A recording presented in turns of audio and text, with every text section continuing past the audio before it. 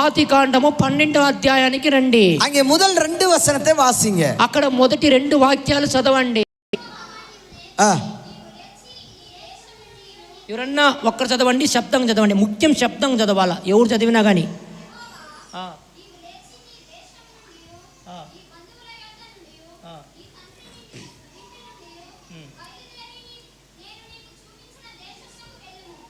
Praise the Lord.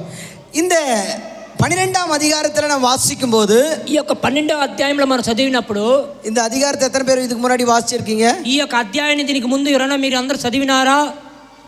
இதுக்கு ముందు చదివి ఉంటారు, ఈ అధ్యాయాన్ని படிச்சிருக்கீங்க, చదివి ఉంటారు. கர்த்தருக்கு ஸ்தோத்திரம். அப்ப ஈஸியா நான் சொல்லிட்டு போலாம். కాబట్టి నేను మీకు చాలా సులభముగా చెప్పి వెళ్తాను. அங்கே கர்த்தர் அவனிடத்தில் ஆபிரகாமிடத்தில் பேசுகிறார். ఇక్కడ చూసినట్లయితే దేవుడు అబ్రహాము దగ్గర మాట్లాడుతున్నాడు. நான் உன்னை ஆசீர்வதிக்க போகிறேன், నేను నిన్ను ఆశీర్వదించబోతున్నాను. உங்களை பார்த்து கூட கர்த்தர் சொல்றார், நான் உன்னை ஆசீர்வதிக்க போகிறேன். మిమ్మల్ని చూసి కూడా ప్రభు చెప్తున్నాడు, నేను మిమ్మల్ని ఆశీర్వదించబోతున్నానని. ஆசீர்வதிக்க போகிறேன் என்று சொல்லி, ఆశీర్వదించబోతున్నానని చెప్పి என்ன சொல்லுகிறார்? உன் தேசத்தை விட்டு வா என்று கூப்பிடுகிறார். అతను చెప్తున్నాడు, నీ దేశాన్ని వదిలిపెట్టి రా అని చెప్తున్నాడు దేవుడు. உன் இனத்தை விட்டு வா என்று சொல்லுகிறார். నీ ఇంటి వారిని వదిలిపెట్టి రా అని చెప్తున్నారు. உன் தகப்பனுடைய வீட்டை விட்டு வா என்று சொல்லுகிறார். తండ్రి ఇంటి వారిని, నీ బంధువులను అందరూ వదిలిపెట్టి రా అని చెప్తున్నాడు. 3 நிபந்தனைகளை சொல்லுகிறார். 3 ఆజ్ఞలు చెప్తున్నాడు. 3 தான் இருக்கு பைபிள்ல, பாத்தீங்களா? 3 ఆజ్ఞలే కదా, 3 ఆజ్ఞల ప్రకారం రా అని చెప్తున్నాడు. முதலாவது தேசத்தை விட வேண்டும், మొదటిగా దేశాన్ని వదిలిపెట్టాలి. இரண்டாவது இனத்தை விட வேண்டும், మూడోది వాళ్ళ బంధువుల్ని అందరూ వదిలిపెట్టి రావాలి. மூன்றாவது தகப்பனுடைய வீட்டை விட வேண்டும், మూడోది ఒక తండ్రి ఇంటిని వదిలిపెట్టి రావాలి. கட்டளை என்ன? கொஞ்சம் தள்ளி நில்லுங்க. ఆజ్ఞ ఏమిటి? கட்டளை என்ன? ఆజ్ఞ ఏమిటి? போ, వెళ్ళు. கட்டளை என்ன? ఆజ్ఞ ఏమిటి? சொல்லுங்க, கட்டளை என்ன? ఆజ్ఞ ఏమిటి? போ, వెళ్ళు. 3 నిబంధனை, 3 ఆజ్ఞలు, ஒரு கட்டளை. படிங்க, చదవండి, శబ్దంగా చదవండి. ఫస్ట్ నుంచి చదవండి. முத வசனம். போதும் போதும் போதும் போதும் போதும், చాలు చాలు. தேவன் ஆபிரகாமை நோக்கி, దేవుడు ఆబ్రహాము వైపు చూసి, தேசத்தையும் இனத்தையும் உன் தகப்பனுடைய வீட்டை விட்டு புறப்பட்டு நான் உனக்கு காண்பிக்கும் தேசத்துக்கு போ. నీ యొక్క బంధువులని, దేశాన్ని, నీ ఇంటి వారిని వదిలిపెట్టి నేను నీకు చూపించే దేశానికి వెళ్ళు. ஒருவேளை நான் இப்போ ஃபர்ஸ்ட் டைம் உங்களை பார்க்கறதா வச்சுக்கிறேன். ఒకవేళ మొదటిసారిగా నేను మిమ్మల్ని చూస్తున్నాను అనుకోండి. ஃபர்ஸ்ட் டைம் நான் உங்களை பார்க்கறேன், మొదటిసారి నేను మిమ్మల్ని చూస్తున్నాను. இங்க பிரதர் வில்லியம் இல்ல, ஓகே, வில்லியம் நான் ஃபர்ஸ்ட் டைம் பார்க்கறேன். నేను విలియం గారిని మొదటిగా చూస్తున్నాను. ஃபர்ஸ்ட் டைம் பார்க்கும்போது ஹலோ ஹாய் ஹவ் ஆர் யூ அப்படின்னு கேட்கிறேன். ఫస్ట్ టైం చూసినప్పుడు hello hi how are you అని చెప్తున్నాను. வில்லியம், உன்னுடைய தேசத்தை விட்டுட்டு வந்துரு. విలియం, నీ దేశాన్ని వదిలిపెట్టిరా. உன்னுடைய இனத்தை விட்டு வந்துரு. నీ స్వజనంలో వదిలిపెట్టిరా. உங்க அப்பா அம்மா விட்டுட்டு வந்துரு. నీ తల్లిదండ్రులు వదిలిపెట్టిరా. இப்படின்னு நான் சொல்லும்போது, ఇలాగ నేను చెప్పినప్పుడు வில்லியம் என்ன சொல்லுவார்னு நினைக்கிறீங்க? విలియం ఏం చెప్తాడు? నేను ఒక వ్యక్తిగా, நீங்க என்ன சொல்லுவீங்க? உங்ககிட்ட அப்படி சொன்னா நீங்க என்ன సరే சொல்லுவீங்க? ఒకవేళ నేనే వచ్చి మీ దగ్గర ఇలా చెప్తే మీరేమంటారు? போயிருவீங்களா? మీరు వెళ్తారా? போக மாட்டோம். ஏன் போக மாட்டோம்? వెళ్ళరు. ఎందుకు వెళ్ళరు? ஏன் தெரியுமா? ఎందుకు తెలుసా? வில்லியம் என்னை பார்த்து கேட்பார். విలియం నా దగ్గర చూసి, నన్ను చూసి అడుగుతారు, hello hello hello stop stop stop stop, నిలబడండి నిలబడండి, ఆగండి ఆగండి ఆగండి. யார் நீங்க? ఎవరు మీరు? எதுக்கு என்னை கூப்பிடுறீங்க? ఎందుకు నన్ను పిలుస్తున్నారు? நான் ஏன் என் தேசத்தை விடணும்? నేను ఎందుకు నా దేశాన్ని వదిలిపెట్టాలి? நான் எதுக்கு என்னுடைய இனத்தை விடணும்? నేను ఎందుకు నా స్వజనాలను వదిలిపెట్టాలి? நான் எதுக்கு என் அப்பாவை விடணும்? నేను ఎందుకు నా తండ్రిని వదిలిపెట్టాలి? நீங்க யாரு? మీరెవరు? நீங்க யார் எனக்கு கட்டளை சொல்றீங்க போன்னு சொல்லி? ఎవరు నాకు ఆజ్ఞాపిస్తున్నారు వెళ్ళమని చెప్పి? கேட்பாரு தானே? అడుగుతాడు కదా. நீங்களும் கேட்பீங்க தானே? మీరు అడుగుతారు కదా. ஆபிரகாம் ஏன் கேட்கல? ఆబ్రహాము ఎందుకు అడగలేదు? ஆபிரகாம் ஏன் கேட்கல? ఆబ్రహాము ఎందుకు అడగలేదు? இல்ல, விசுவாசம் கிடையாது. విశ్వాసం కాదు. சரி, இப்ப நான் உங்களுக்கு இன்னொரு விஷயத்தை சொல்லுகிறேன். నేను ఇంకొక విషయం చెప్తున్నాను. எனக்கு வில்லியமுக்கும் 1 வருஷ பழக்கம் இருக்கிறது. ఒకవేళ విలియంకి నాకు 1 సంవత్సరం పరిచయం ఉన్నది. என்னை குறித்து அவருக்கு தெரியும், அவரை குறித்து எனக்கு தெரியும். నా గురించి విలియంకు తెలుసు, విలియం గురించి నాకు తెలుసు. இப்பொழுது நான் வில்லியம் இடத்துல சொல்லுகிறேன். ఇప్పుడు నేను విలియం దగ్గర చెప్తున్నాను. வில்லியம், நான் முக்கியமான விஷயத்தை உனக்கு சொல்லுகிறேன். విలియం, నేను ప్రాముఖ్యమైన విషయం నీకు చెప్తున్నాను. தேசத்தையும் இனத்தையும் தகப்பனுடைய வீட்டை விட்டு நான் சொல்ற இடத்துக்கு போ என்று சொல்லுகிறேன். నీ దేశాన్ని, నీ స్వజనాలని, తండ్రి ఇంటి వదిలిపెట్టి నేను చూపించే దేశానికి నువ్వు వెళ్ళు నేను చెప్తున్నాను. அப்ப வில்லியம் என்ன சொல்லுவார் நினைக்கிறீங்க? అప్పుడు విలియం ఏం చెప్తాడు? Okay brother. Okay brother. ஏன் தெரியுமா? ఎందుకు తెలుసా? என்னை அவருக்கு ஏற்கனவே தெரியும். నన్ను ఆయనకి ముందుగానే తెలుసు. அப்படியானால் అలాగంటే ஆதியாகமம் 12ஆம் அதிகாரம் வரும்போது, ఆదికాండం 12వ అధ్యాయం వచ్చినప్పుడు ஏற்கனவே கர்த்தருக்கும் ஆபிரகாமுக்கும் தொடர்பு இருக்கிறது. దీనికి ముందుగా ఆబ్రహాముకి దేవునికి ఒక బంధం ఉన్నది. ஏற்கனவே ஆபிரகாமுக்கு தெரியும் கர்த்தர் இவர் என்று. దేవుడు ఇతను అని దీనికి ముందుగానే అబ్రహాముకు తెలుసు. கர்த்தருக்கும் தெரியும் ஆபிரகாமுக்கு ஏற்கனவே காரியத்தை சொல்லி இருக்கிறார் என்று. దేవుడికి కూడా తెలుసు అబ్రహాముకి దీనికి ముందుగానే కార్యం చెప్పినామని. என்ன பிரதர் புதுசா கதை விடுறீங்களா? ఏంటి బ్రదర్ కొత్తగా మీరు ఏదో చెప్తున్నారని అనుకోవచ్చా? அப்படி தோணுதா உங்களுக்கு? అలా చెప్పేవారికి நான் வசனத்தை தான் உங்களுக்கு காண்பிக்கிறேன். నేను వాక్యాన్ని మీకు చూపిస్తున్నాను. ஆதியாகமம் 11வது அதிகாரம் ఆదికాండం 11వ అధ్యాయము 31வது வசனத்தை வாசியுங்கள். 31వ వచనాన్ని చదవండి.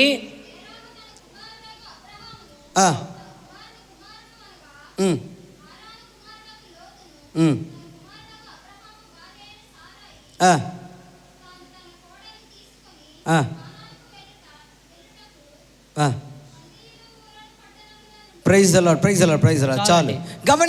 గమనించండి, அந்த வசனத்தை நன்றாக கவனியுங்கள். ఆ వాక్యాన్ని బాగా గమనించండి. తేరాగు ஆபிரகாமுடைய மனைவி, అబ్రహాము భార్య లోతు இவர்கள் எல்லாரும் தங்கள் சொந்த தேசத்தை விட்டு ஒரு இடத்துக்கு போக புறப்படுகிறார்கள். వీరందరూ తన యొక్క సొంత దేశాన్ని వదిలిపెట్టి వేరే దేశానికి వెళ్ళేదానికి బయలుదేరుతున్నారు. எந்த இடத்துக்கு போறாங்கன்னு அந்த வசனம் சொல்லுது? ఏ ప్రాంతానికి వారు వెళ్తున్నారని వాక్యం చెప్తుంది. కానాన్ దేశத்துக்கு போக புறப்பட்டார்கள். కానాన్ దేశానికి బయలుదేరుటకు వాళ్ళు సిద్ధపడి ఉన్నారు. எதுக்கு இவன் சொந்த ஊரை விட்டு கானான் தேசத்துக்கு போறான்? ఎందుకు వీరు సొంత ప్రాంతాన్ని వదిలిపెట్టి కానాన్ దేశానికి వెళ్తున్నారు? కానాన్ దేశத்துக்கு போன்னு சொல்லி யார் சொன்னது? కానాన్ దేశానికి వెళ్ళమని ఎవరు చెప్పినారు? அப்படியானால் అలాగైతే ஏற்கனவே கர்த்தர் ஆபிரகாமை சந்தித்து விட்டார். దీనికి ముందుగానే అబ్రహాముని దేవుడు సంధించినాడు. சந்திச்சு கர்த்தர் சொன்னதனால தான் அங்கிருந்து அவன் புறப்பட்டு கானான் தேசத்துக்கு போகிறான். దేవుడు దీనికి ముందుగా అబ్రహామును చూసి చెప్పినందువలనే అతను బయలుదేరి కానాన్ దేశానికి బయలుదేరినాడు. వచనం இருக்கிறதா? వాక్యం ఉన్నదా? 31வது வசனத்திலே கானான் தேசத்துக்கு போக புறப்பட்டார்கள். 31వ వచనంలో కానాన్ దేశానికి బయలుదేరినారు. அதே வசனத்தில் சொல்லப்பட்டிருக்கிறது, அவர்கள் கானான் தேசத்துக்கு போக புறப்பட்டு, అదే వాక్యంలో చెప్పబడింది వాళ్ళు కానాన్ దేశానికి వెళ్ళుటకు బయలుదేరి ஆரான் மட்டும் வந்து அங்கே இருந்து விட்டார்கள். ఆరాన్ వరకు వచ్చి అక్కడే ఆగిపోయారు. நான் வில்லியம் கூப்பிடுறேன் சென்னைக்கு வாங்கன்னு சொல்லிட்டு. నేను విలియం గారిని చెన్నైకి రమ్మని పిలుస్తున్నాను. வில்லியம் கிளம்பி வந்து விஜயவாடாவில் ஸ்டாப் ஆயிட்டார். విలియం గారు బయలుదేరి వచ్చి విజయవాడ వరకు వచ్చి నిలబడిపోయాడు. அவர் எங்க போனோம்? అతను ఎక్కడికి వెళ్ళాలి? చెన్నైకి పోగను. చెన్నైకి వెళ్ళాలి. ஆனால் அவர் எங்க வந்து இருந்துட்டாரு? అయితే ఆయన ఎక్కడికి వచ్చి నిలబడ్డాడు? విజయవాడలో வந்து இருந்துட்டார். విజయవాడకి వచ్చి ఆగిపోయాడు. ஆபிரகாம் எங்கே போகும்படி அழைக்கப்பட்டது? ఆబ్రహాం ఎక్కడికి వెళ్ళాలని పిలువబడ్డాడు? அவன் கானான் தேசத்துக்கு போகும்படி அழைப்பு கொடுக்கப்பட்டது. కానాన్ దేశానికి వెళ్ళాలని చెప్పి ఆయనకి పిలుపు వచ్చినది. ஆனால் అయితే ஆரான் மட்டும் வந்து அங்கே இருந்து விட்டார்கள் என்று 31வது ఆనాన్ వరకు వచ్చి అక్కడ నిలబడిపోయాడని వాక్యం చెప్పబడినది. இருக்கா? ఉందా? 31వ వచనం చదవండి. పడిగిట్టమయ్యా. ఆమేన్. ஆரான் மட்டும் வந்து அங்கே இருந்து விட்டார்கள். ఆరాన్ వారికి వచ్చి అక్కడే వాళ్ళు నివసించారు. இதுக்கு முன்னாடி கர்த்தரும் ஆபிரகாமும் சந்தித்தது ஆதியாகமம் புஸ்தகத்தில் நமக்கு சொல்லப்படவில்லை.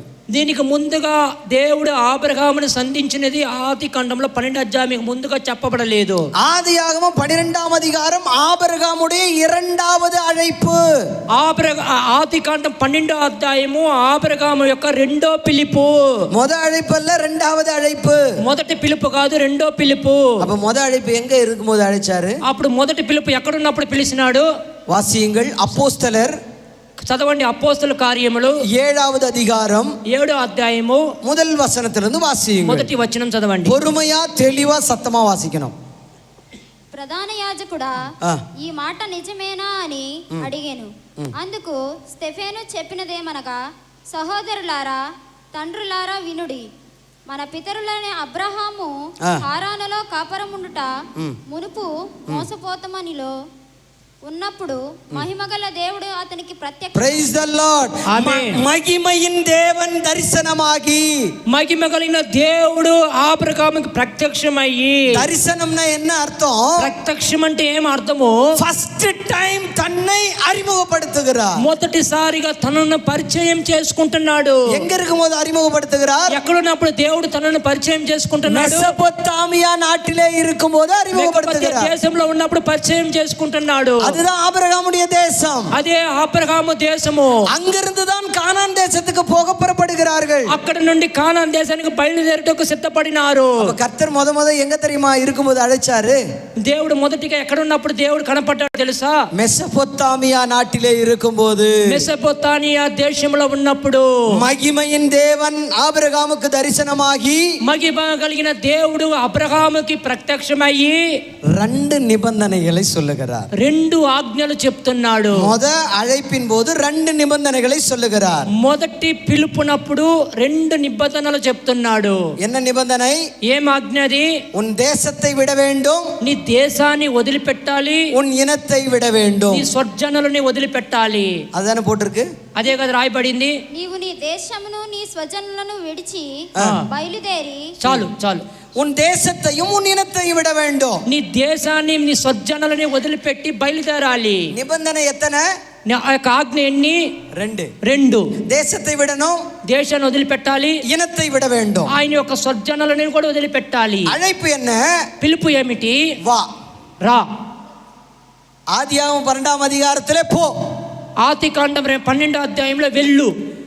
மெசொப்பொத்தாமியா நாட்டில் இருக்கும்போது அழைப்பு வா. మెసొపొతామియా దేశంలో ఉన్నప్పుడు ఆయన పిలుపు రా. சரி, வானா என்ன அர்த்தம்? ఇక్కడికి రా అంటే అర్థం ఏమిటి? வா அப்படின்னா என்ன అర్థం? రా అంటే రండి అంటే అర్థం ఏమిటి? అక్కడ దూరం నుండి దగ్గరికి రావటం రా. కరెక్ట్. வா அப்படின்னா என்ன అర్థంனா, రా అంటే అర్థం ఏమిటంటే ఆంగ్లத்துல కమ్ அப்படி சொல்றேன் இல்லையா? ఇంగ్లీష్ లో కమ్ అని చెప్తాం కదా.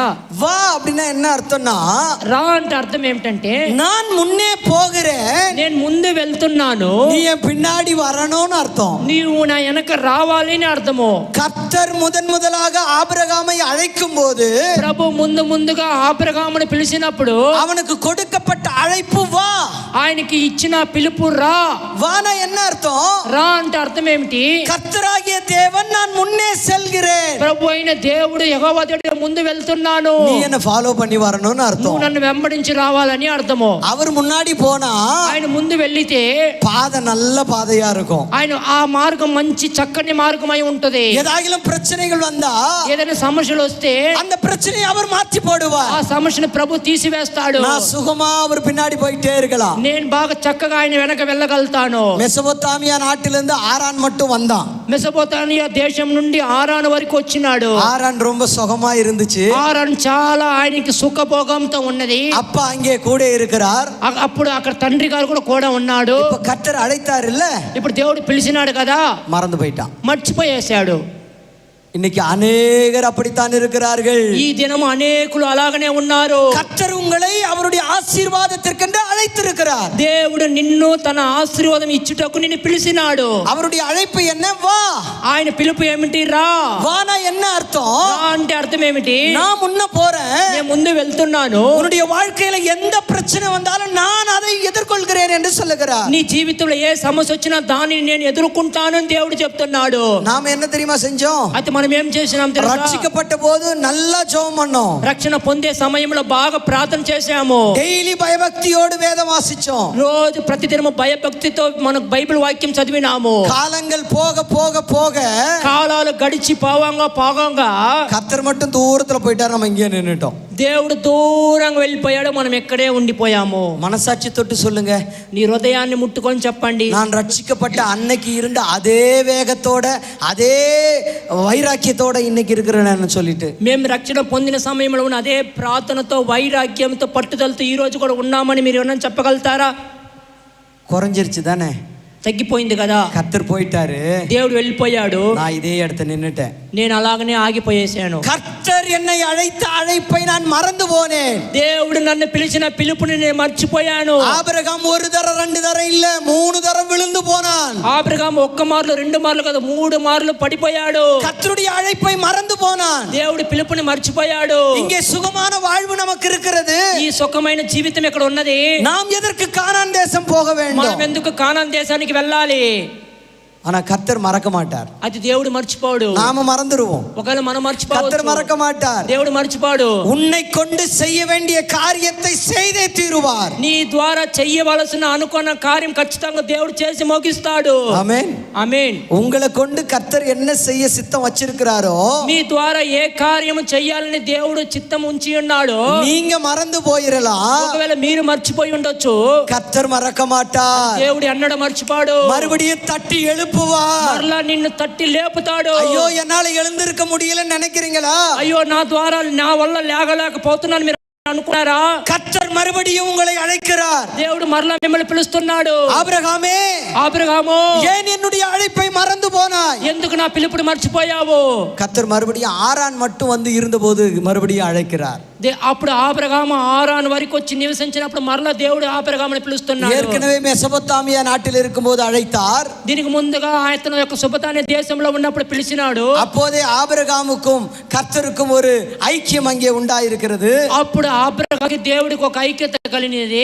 ఆ கர்த்தர் மீது விசுவாசம் வைத்து அவன் மெசொப்பொத்தாமியா நாட்டிலிருந்து கானான் போக புறப்பட்டு வருகிறான். దేవుడి మీద ఉన్న ఒక ఐక్యంతో మెసొపొతామియా నుండి కానానికి ఆబ్రహాము బయలుదేరినాడు. ஆரான் மட்டும் வந்து அங்கே இருந்து விட்டான். ఆరాను వరకు వచ్చి అక్కడ నివసించిపోయాడు. இப்பொழுது கர்த்தர் மறுபடியும் அவனுக்கு பேசுகிறார். ఇప్పుడు మరలా రెండోసారి దేవుడు ఆబ్రహాముతో మాట్లాడుతున్నాడు. அதுதான் ஆதியாகமம் 12வது அதிகாரம். ఆ వాక్యమే అబ్రహాము ఆది కాండము 12వ అధ్యాయం మొదటి వచనము. இப்ப என்ன செய்தார் தெரியுமா? ఇప్పుడు ఏం చేస్తున్నాడు తెలుసా? ஏற்கனவே 2 நிபந்தனை சொன்னார். దీనికి ముందుగా 2 ఆజ్ఞలు చెప్పినాడు. என்னது? முதல்ல என்னது? మొదటిగా ఏమి ఆజ్ఞ?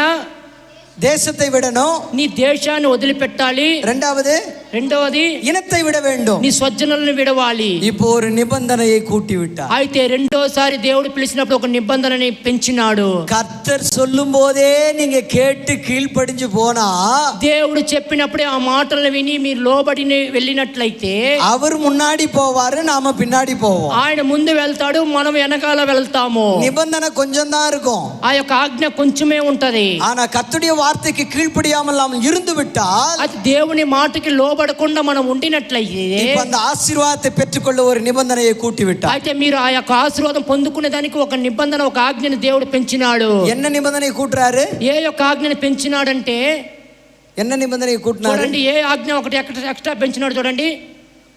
உன் தகப்பனுடைய வீட்டை விட வேண்டும். మూడోదిగా చెప్తున్నాడు, నీ తండ్రి ఇంటిని విడిచిపోవాలి. இருக்கா? வசனம் இருக்கா? వాక్యం ఉందా? நான் கதை சொல்லல, నేను కథ చెప్పలేదు. வசனத்தில் உன் தகப்பனுடைய வீட்டை விட வேண்டும். వాక్యంలో కూడా చెప్పబడింది 12వ అధ్యాయం మొదటి వచనం, నీ తండ్రి ఇంటిని కూడా విడిచిపెట్టాలి. சரி, இங்க ஒரு கேள்வி. ఇక్కడ ఒక ప్రశ్న. ஆபிரகாம் தகப்பனை விட்டுட்டு போயிட்டானா?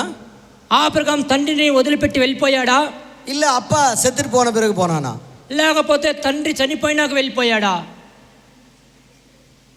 என்ன சொல்றாங்க? చెప్పండి. తగపన విట్టు పోయిటారా? தகப்பனை விட்டு போயிட்டார். 32வது வசனம், 32వ వచనము, 11ஆம் அதிகாரம் 32ஆம் வசனம், 11వ అధ్యాయం 32వ వచనము. తేరాహు బ్రతికిన దినములు 200 ఏండ్లు. తేరాహు హారాను మృతి పొందెను. இப்ப சொல்லுங்க, ఇప్పుడు చెప్పండి. தன் தகப்பனாகிய தேராகு மரித்த பின்பு ஆரானை விட்டு ஆபிரகாம் போனாரா? తన తండ్రి తేరాగు చనిపోయిన తర్వాత ఆబ్రహాము ఆరాను నుండి బయలుదేరాడా? அல்லது உயிரோடு இருக்கும் போதே போய் விட்டாரா? లేకపోతే తండ్రి బతికున్నప్పుడే ఆబ్రహాము ఆరాను నుండి బయలుదేరాడా? చెప్పండి. బ్రతికున్నప్పుడే, ఉయిరోడు இருக்கும்போதே போனாரா? உயிரோடு இருக்கும்போது போனார். చనిపోయిన తర్వాత పోయినారా? செத்து போன பிறகு போனார். మరిత பிறகு పోనారా? உயிரோடு இருக்கும்போது போனாரா, செத்து போயிட்டு போனாரா? మీరు చెప్పండి. చనిపోయినాక పోయినాడా, ప్రాణంతో ఉన్నప్పుడే పోయినాడా? 3 நாளாய் இந்த ஆளுகிட்ட மாட்டிக்கிட்டு முழிக்கிறோம்பா நாங்க. 3 దిన చెప్పండి. செத்து போలేదు. எப்படி? ఎలాగ చనిపోలేదు? சரி, கவனியுங்கள், கவனியுங்கள். గమనించండి, அநேகர் நினைத்து கொண்டிருக்கிறார்கள். చాలా మంది అనుకుంటున్నారు 32ஆம் வசனம் சொல்லுகிறது, ஆரானிலே தேராகு மரித்து போனான். అయితే 32వ వచనంలో చెప్పబడుతుంది ఆరాన్లో తేరాగు చనిపోయాడని. அடுத்து 12ஆம் அதிகாரம் முதல் வசனம் கர்த்தர் பேசுகிறார். 12వ అధ్యాయం మొదటి వచనంలో దేవుడు మాట్లాడుతుండు. இப்ப படிக்கும் போது நமக்கு ஒரு விஷயம் தோணும். ఇప్పుడు మనం చదివేటప్పుడు ఒక విషయం మనకు అర్థమవుతుంది. ஏங்க ஏற்கனவே தேராகு மரித்து விட்டான். దీనికి ముందుగా తేరాగు చనిపోయాడు. இப்ப கர்த்தர் என்ன சொல்லுகிறார்? ఇప్పుడు ప్రభు ఏం చెప్తున్నాడు? தகப்பனுடைய வீட்டை விட்டு போ என்று சொல்லுகிறார். తండ్రి ఇంటిని వదిలిపిరా వెళ్ళు అని చెప్తున్నాడు. இப்ப கர்த்தருக்கு கிறுக்கு பிடிச்சிருச்சோ? మీకు అర్థమవుతుందా? తండ్రి ఇల్లు వదిలిపెట్టి వెళ్ళు అని చెప్తున్నాడు. கர்த்தர் தெரியாம சொல்லிட்டாரோ? అయితే ప్రభు తెలియక చెప్పినాడా? இல்லை, లేదు. அவன் உயிரோடு தான் இருந்தான். ఆ యొక్క తేరాగు జీవంతోనే ప్రాణంతోనే ఉన్నాడు. ஆனால் வேதவசனம் செத்து போயிட்டான்னு சொல்லுது. అయితే బైబిల్ చెప్పింది ఆయన చనిపోయినాడు ఆరాన్లో చెప్పబడింది. கர்த்தர் சொன்னா எப்போதுமே சரியா தான் இருக்கும். అయితే దేవుడు చెప్తే ఎప్పుడు సరిగానే ఉంటుంది. கர்த்தர் சொல்லுகிறார், உன் தகப்பனுடைய வீட்டை விட்டு போ. అయితే వాక్యం చెప్తుంది నీ యొక్క తండ్రి ఇంటిని వదిలిపెట్టి వెళ్ళు. இதற்கு அநேகர் என்ன பொருள் சொல்லுகிறார்கள்? దీనికి చాలా మంది ఏమి భావం చెప్తున్నారంటే, பிரதர் அப்பா செத்து போயிட்டாரு, బ్రదర్ నాన్నగారు చనిపోయారు, ஆனா அப்பா கட்டின வீடு அங்க இருக்குது, నాన్నగారు కట్టిన ఇల్లు అక్కడ ఉన్నది, அதனால அந்த வீட்டை விட்டு போன்னு சொல்றாரு கர்த்தர். అందువలన దేవుడు ఆ ఇల్లు వదిలిపెట్టి వెళ్ళు అని చెప్తున్నాడేమో. அப்படியே சொல்றாரு? అలాగ చెప్తున్నాడా? இல்லை, లేదు. நீங்க அப்பா வந்து பிள்ளைங்களோட சண்டை போடும்போது இப்படி சொல்லுவாங்க. ఒకవేళ తండ్రి పిల్లలతో గొడవ పెట్టుకున్నప్పుడు ఇలా చెప్తారు, இனிமே நீ என் வீட்டுல இருக்க கூடாது, ఇంకెంట నా ఇంట్లో ఉండకూడదు, என் வீட்டை விட்டு வெளியே போ నా அப்படின்னு ఇంట్లో சொல்லுவாங்க. నుండి బయటికి వెళ్ళు. அப்படின்னா என்ன அர்த்தம்? అలాగంటే అర్థం ఏమిటి? ఆ ఇంటిలో ఉండకూడదు, ఆ ఇంటికి సంబంధం లేదని అర్థం. அவர் வந்து வீட்டுக்குள்ளதான் வருவாரு, அப்பா இவங்க பேச மாட்டாங்க, ஆனா அதே வீட்டுல தான் பையன் இருப்பாரு. అయితే అలా చెప్పిన తర్వాత బిడ్డ ఆ ఇంట్లోనే ఉంటాడు కానీ నాయనగారితో ஆனா మాట్లాడారు. அப்பா என்ன சொல்றாரு? என் வீட்டை விட்டு போன்னு சொல்லுவார். అయితే నాన్న ఏం చెప్తారంటే ఈ ఇల్లు వదిలిపెట్టి వెళ్ళు అని చెప్తాడు. வீட்டை விட்டு போனா என்ன அர்த்தம் தெரியுமா? ఇల్లు వదిలి పో అంటే అర్థం ఏం తెలుసా? என்னை விட்டு போன்னு అర్థం. నన్ను వదిలి పో అని అర్థము. ஆனா எந்த அப்பாவும் நேரடியா அப்படி சொல்ல மாட்டாங்க. ఏ యొక్క తండ్రి నేరుగా అలాగ చెప్పడు. அதனாலதான் வீட்டை விட்டு போன்னு சொல்றாங்க. అందువలన ఇల్లు వదిలిపెట్టి పో అని చెప్తున్నాడు. கர்த்தர் அங்கே ஆபிரகாமுக்கு சொல்லுகிறார், అయితే ఇక్కడ దేవుడు అబ్రహాముతో చెప్తున్నాడు, உன் தகப்பனுடைய வீட்டை விட்டு போ. నీ తండ్రి ఇంటిని విడిచి వెళ్ళు. அப்படின்னா என்ன அர்த்தம்? దానికి అర్థం ఏమిటి? உன் தகப்பனை விட்டு போ నీ அப்படின்னு அர்த்தம். తండ్రిని విడిచి వెళ్ళు. இப்ப தகப்பன் உயிரோடா இருந்தாரா இல்லையான்னு தெரிஞ்சுக்கிறதுக்கு ஆவலா இருக்கிறோம். ఇప్పుడు తండ్రి ప్రాణంతో ఉన్నాడా లేడా అబ్రహాం వెళ్ళేటప్పుడు తెలుసుకునేదానికి మనం ఆసక్తితో ఉన్నాము. வாசியுங்கள் ஆதியாகமம் 11வது அதிகாரம் 27வது வசனம். మీరు చదవండి. 27. 11:27 ఆదికాండం 11:27 చదవండి.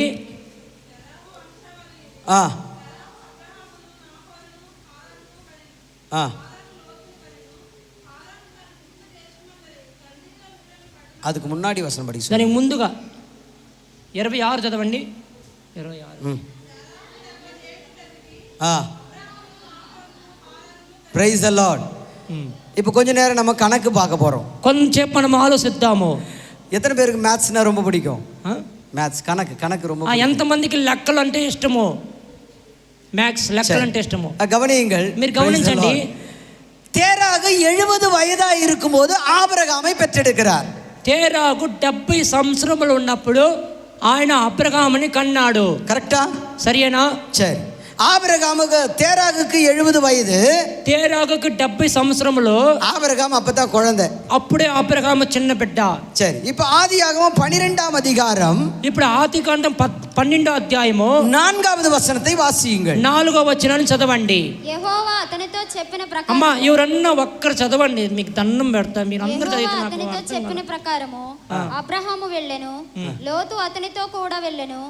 అబ్రహాము హారాను నుండి బయలుదేరినప్పుడు 70 ఏండ్ల వాడు, ఈడు గలవాడు. Praise the Lord. ఆమేన్. அந்த வசனத்துல என்ன சொல்லப்பட்டிருக்கிறது? ఆ వాక్యంలో ఏం చెప్పబడింది? ஆபிரகாம் ஆரானை விட்டு அவன் புறப்படும்போது, అబ్రహాము ఆరాను నుండి బయలుదేరి వెళ్ళేటప్పుడు 75 వయసు உள்ளவனாய் இருந்தான். అప్పుడు అబ్రహాముకి వయసు 75 సంవత్సరములుగా ఉన్నాయి. இப்போ అப்பாவுக்கு என்ன వయసు இருக்கும்? ఇప్పుడు తండ్రికి ఎంత వయసు ఉంటది? మ్యాథ్స్ బ్రదర్ చెప్పండి. தேராகு 70 வயசா இருக்கும்போது குழந்தை பெற்றான். తేరాగుకి 70 వయసు ఉన్నప్పుడు అబ్రహాం పుట్టాడు. இப்ப ஆபிரகாமுக்கு 75 వయసు ఆగివిட்டது. ఇప్పుడు అబ్రహాము హారాన్ నుండి బయలుదేరేటప్పుడు అబ్రహాముకి 75 సంవత్సరాలు. இப்ப தேராக்கு வயசு என்ன இருக்கும்? అప్పుడు తేరాకు వయసు ఎంత ఉంటది కరెక్ట్ చెప్పండి? 145. 145. Very good. You read 32 verse 32 11 chapter 11 32. మీరు చదవండి 11:32. 200 Praise the Lord. 205. ஏறக்குறைய 60 ஆண்டுகள் அவன் உயிரோடு இருந்திருக்கிறான். అప్పుడు చూడండి ఈ లెక్క ప్రకారం చూస్తే తేరాగు బ్రతికిన దినము 205. ఎక్కడ మన లెక్క 145. ఇంచుమించు 60 సంవత్సరాలు ప్రాణంతో బ్రతికి ఉన్నాడు. కర్తర్ సరియాగతాన్ சொல்லியிருக்கிறார். అప్పుడు దేవుడు ఆ యొక్క 12వ అధ్యాయం 1వ మాటలో సరిగానే చెప్పినాడు. హల్లెలూయా హల్లెలూయా. உன் தகப்பனை விட்டு போ, నీ తండ్రిని విడిచి వెళ్ళు. சில நேரங்களில் உங்களுக்கான ஆசீர்வாதத்தை பெற்றுக்கொள்ள வேண்டும் என்றால், కొన్ని సమయాలలో మీకు సంబంధించిన ఆశీర్వాదాన్ని మీరు పొందుకోవాలంటే உங்களுடைய வாழ்க்கையில ரொம்ப பிடிச்சவங்களை பிரிவதற்கும் நேரிடும். మీ యొక్క జీవితంలో మీరు ఎవరి మీద ఇష్టపడినారో వారిని కూడా మీరు వదిలిపెట్టి వెళ్ళాల్సిన పరిస్థితి వస్తుంది. உங்களுடைய ஆசீர்வாதத்துக்கு ஒருவேளை உங்க மொபைல் தடையாக இருக்கலாம். నీ ఆశీర్వాదానికి ఒకవేళ నీ ఒక మొబైల్ నీకు అడ్డుగా రావచ్చు. நான் என் மனைவியை கூட பிரிஞ்சிருப்பேன், ஆனா மொபைலை பிரிஞ்சிருக்க అయితే முடியாது. మనం అనుకోవచ్చు నేను నా భార్యను వదిలిపెట్టినా ఉంటా కానీ నేను ఒక మొబైల్ వదిలిపెట్టి ఉండనని అనుకోవచ్చు. என் கணவனை கூட நான் பிரிஞ்சிருப்பேன், ஆனா மொபைல் இல்லாம என்னால இருக்க முடியாது. అయితే నేను నా భర్తను వదిలిపెట్టి కానీ ఉంటా కానీ నేను మొబైల్ వదిలిపెట్టి ఉండలేనని మనం అనుకోవచ్చు. உங்கள் ஆசீர்வாதத்துக்கு தடையாய் இருக்கிறது எதுவென்று கண்டுபிடியுங்கள். ఫస్ట్ మీ యొక్క ఆశీర్వాదానికి అడ్డుగా ఉండేది ఏమిటి అనేది మొదటిగా మీరు కనిపెట్టండి. அதை விட்டு தேவன் நிச்சயம் உங்களை விட்டு ஒரு நாள் பிரித்து விடுவார். అందులో నుండి దేవుడు ఒక దినము ఖచ్చితంగా దేవుడు మిమ్మల్ని విడదీస్తాడు. இப்பொழுது ஆபிரகாம் தகப்பனை விட்டு பிரிந்து போகிறான். ఇప్పుడు ఆబ్రహాము తండ్రి ఇల్లు నుంచి వదిలిపెట్టి విడిచి వెళ్తున్నాడు. இப்படி போய்க்கொண்டே இருக்கும்போது ఇలాగ వెళ్ళుచూ ఉండగా ஆதியாகமம் 15வது அதிகாரத்துக்கு வரும்போது ఆదికాండం 15వ అధ్యాయానికి వచ్చినప్పుడు கர்த்தர் ஆபிரகாமோடு பேசுகிறார். దేవుడు అబ్రహాముతో మాట్లాడుతున్నాడు. ஆபிரகாம் தேவனிடத்தில் முறையிடுகிறான். ఆబ్రహాము దేవుడి దగ్గర ఇలాగ మొరపెడుతున్నాడు. ஐயா, உமது அடியனுக்கு என்னையா தருவீங்க? ప్రభువా నీ దాసుడికి మీరు ఏమిస్తారు నాయనా? எனக்கு பிள்ளை இல்லையே, నాకు బిడ్డలు లేరు இப்படின்னு கர்த்தரிடத்தில் அவன் சொல்லுகிறான். ఇలాగ దేవుడి దగ్గర అబ్రహాము చెప్తున్నాడు. நாம கூட நிறைய நேரம் இப்படிதான் சொல்றோம். మనము కూడా అనేక మార్లు ఇలాగ చెప్తాము. எனக்கு இது இல்ல அது இல்ல, என்ன பண்ணுங்க, నాకు అది లేదు ఇది లేదు ఏమైనా చెయ్యండి. இப்போது கர்த்தர் என்ன செஞ்சார் தெரியுமா? ఇప్పుడు దేవుడు ఏం చేస్తున్నాడు తెలుసా? ஆபிரகாமை கூடாரத்தை விட்டு வெளியே வர சொல்லுகிறார். ఆబ్రహాముని ఆ యొక్క గూడారం నుంచి బయటికి రమ్మని చెప్తున్నాడు. வெளியே வந்து அண்ணாந்து பார்க்க சொல்லுகிறார். బయటికి వచ్చి తేరి చూడమని చెప్తున్నాడు. அண்ணாந்து பார்த்தால் வானத்தில் நட்சத்திரங்கள் இருக்கின்றன. ఆ తేరి చూసినప్పుడు ఆకాశం నుండి నక్షత్రములు కనబడుతున్నాయి. கர்த்தர் சொல்லுகிறார், நட்சத்திரத்தை என்ன கூடுமானால் என்ன என்று சொல்லுகிறார். ఆ దేవుడు చెప్తున్నాడు నీ వల్ల నక్షత్రాలను ఎంచగలిగితే ఎంచు అని చెప్తున్నాడు. நம்மால என்ன முடியுமா? మన వల్ల నక్షత్రాలను ఎంచగలుగుతామా? முடியுமா? முடியாது. వీలు కాదు. அவனாலும் முடியல. అతని వల్ల కూడా వీలు కాలేదు. கர்த்தர் சொல்லுகிறார், உன் சந்ததியை ఇందలవాய் పెరుగ பண்ண போகிறேன். నీ యొక్క సంతానం నీ నక్షత్రం వల్లే నేను గొప్ప చేస్తానని దేవుడు చెప్పినాడు. பயங்கர హ్యాపీ ஆயிட்டார் ஆபிரகாம். అప్పుడు ఆబ్రహాము చాలా మిక్కిలి సంతోషపడ్డాడు. ஆபிரகாம் கர்த்தரை இன்னும் அதிகமாய் விசுவாசித்தார். తర్వాత అబ్రహాము దేవుడిని ఇంకా ఎక్కువగా విశ్వసించదని ప్రార్థించాడు. அவருடைய விசுவாசத்தை கர்த்தர் நீதியாக எண்ணினார். అబ్రహాము యొక్క విశ్వాసము దేవుడికి నీతిగా ఎంచబడినది. இப்ப இவனுக்கு ஒரு சந்தோஷம் வந்துருச்சு. ఇప్పుడు ఇతనికి ఒక సంతోషం వచ్చినది. எனக்கு வந்து ஒரு குழந்தையை கர்த்தர் கொடுக்க போறாரு, నాకు ఒక సంతానంని దేవుడు ఇవ్వబోతున్నాడు. என் சந்ததி வந்து வானத்து நட்சத்திரங்களை போல பெருக போகுது, నా సంతానము ఆకాశం నక్షత్రం వలె విస్తరించబోతున్నది అనుకున్నాడు. இவன் தரிசனத்துல எல்லாத்தையும் பார்த்துட்டு இருக்கிறான். ఇలాగ దర్శనంలో వీటన్నిటిని అబ్రహాము చూస్తున్నాడు. இப்ப కర్తరిడத்துல கேக்குறான், என் வீட்டு வேலைக்காரனை நான் எனக்கு మగనాக எடுத்துக்கொள்ளலாமா? అప్పుడు ఆ దేవుడి దగ్గర అబ్రహాము చెప్తున్నాడు, నా ఇంటి పనివాడిని నేను ఒక కుమారుడిగా నేను సాక్కోవచ్చా అని అడుగుతున్నాడు. கர்த்தர் சொல்லுகிறார், లేదు లేదు இல்லை, కాదు, உன்னுடைய கர்ப்ப பிறப்பாய் இருப்பவன் தான் உனக்கு குமாரன். నీ గర్భం ద్వారా పుట్టే మనిషే నీ కుమారుడు అని చెప్తున్నాడు. இங்க ஆபிரகாமுக்கு ஒரு விஷயம் புரிந்து விட்டது. అప్పుడు అబ్రహాముకు ఒక విషయం అర్థమైనది. கர்த்தர் எனக்கு குழந்தையை கொடுக்க போகிறார். దేవుడు నాకు ఒక సంతానం ఇవ్వబోతున్నాడు. விசுவாசம் வந்துருச்சா? అప్పుడు అబ్రహాముకి విశ్వాసం వచ్చినదా? பயங்கர ஃபயரோட வீட்டுக்கு போறார். మంచి ఒక ఆసక్తితో ఒక అగ్నితో ఇంటికి వెళ్తున్నాడు. வீட்டுல போனா ஒரே பிரச்சனை. ఇంటికి వెళ్తే ఒకే సమస్య. என்ன பிரச்சனை? ఏం సమస్య? சாரால் அங்கே என் மடியில் தவழ்ந்து விளையாடுவதற்கு பிள்ளை இல்லை. సారమ్మ చెప్తుంది, నా యొక్క ఒడిలో దోగాడడానికి ఒక బిడ్డ లేదు, எனக்கு பிள்ளை வேண்டும், నాకు బిడ్డ కావాలి. நீ என்ன செய்வே தெரியாது, எனக்கு குழந்தை வேணும். నువ్వు ఏం చేస్తావో నాకు తెలియదు, నాకు బిడ్డ కావాలని கர்த்தர் என் கர்ப்பத்தை அடைத்திருக்கிறார். దేవుడు చెప్పి ఉన్నాడు, என் கர்ப்பத்தை கர்த்தர் அடைத்திருக்கிறார். దేవుడు నా గర్భాన్ని దేవుడు మూసివేసినాడు, எனக்கு குழந்தை வேணும், నాకు బిడ్డ కావాలని సారాలు చెప్తుంది. அதனால நான் சொல்றத நீ கேள். అందువల్ల నేను చెప్పినది నువ్వు విను అని సారా చెప్పినది. என் வீட்டுல இருக்கிற வேலைக்காரி சாராளோட சேர்ந்து எனக்கு ஒரு பிள்ளையை தாங்க. నా ఇంట్లో ఉన్న పని మనిషితో నువ్వు కలిసి ఒక బిడ్డను నాకు ఇయ్యి అని సారమ్మ చెప్పినది. இப்படி ஒவ்வொரு மனைவியும் புருஷன்கிட்ட சொன்னா எப்படி இருக்கும்? ఇలాగ ఈ లోకంలో ఒక్కొక్క స్త్రీ తన పురుషుడి దగ్గర చెప్తే ఎలాగుంటది? எப்படி இருக்கும்? ఎలాగుంటది పురుషుడికి? எல்லா புருஷன்மார்களுக்கு ஜாலி, வெரி வெரி ஹாப்பி. ఆమేన్. అందరూ పురుషులకి ఇలాగ చెప్తే చాలా సంతోషము. ஆபிரகாமுக்கு ஜாலி ஆயிருச்சு. అప్పుడు అబ్రహాము కూడా చాలా సంతోషముగా ఉన్నది. மனைவியே சொல்லிட்டா, భార్య చెప్పినది, மனைவியை இன்னொரு மனைவி எடுத்துக்க சொல்லிட்டா, భార్య ఇంకొక భార్యని తీసుకొని చెప్పినది. ஜாலியா சாராளோடு சேர்ந்து விட்டான். సారాలు ஜாலியா ஆகாரோடு సంతోషముగా ఆగారుతో సైనించినాడు. இப்பதான் கர்த்தர் சொன்னார். ఇప్పుడు ప్రభు చెప్తున్నాడు, கொஞ்ச நேரத்துக்கு முன்னாடி தான் சொன்னாரு, కొంచెం ముందుగానే చెప్పినాడు, உன் சந்ததியை வானத்து நட்சத்திரங்களை போல பெருக பண்ணுவேன் என்று சொன்னார். నీ సంతానమునే ఆకాశం యొక్క నక్షత్రం వలనే నేను విస్తరించ చేస్తున్నానని చెప్పినాడు. அங்கிருந்து தரிசனத்தை கண்டு வீட்டுக்கு வந்த ஆபிரகாம், అక్కడ దర్శనమును చూసి ఇంటికి వచ్చిన అబ్రహాము மனைவி சொன்ன உடனே, భార్య చెప్పిన వెంటనే, கண்ணா இன்னொரு லட்டு தின்ன ஆசையா, మరొక లడ్డు నాకు దొరుకుతుందని ఆశతో சொன்ன உடனே ஆபிரகாம் ஓகே சொல்லிட்டார். చెప్పిన వెంటనే అబ్రహాము సారాలు చెప్పిన వెంటనే అబ్రహాం ఓకే చెప్పేసినాడు. நீங்க தானே சொன்னீங்க ஆபிரகாம் விழவே இல்லைன்னு.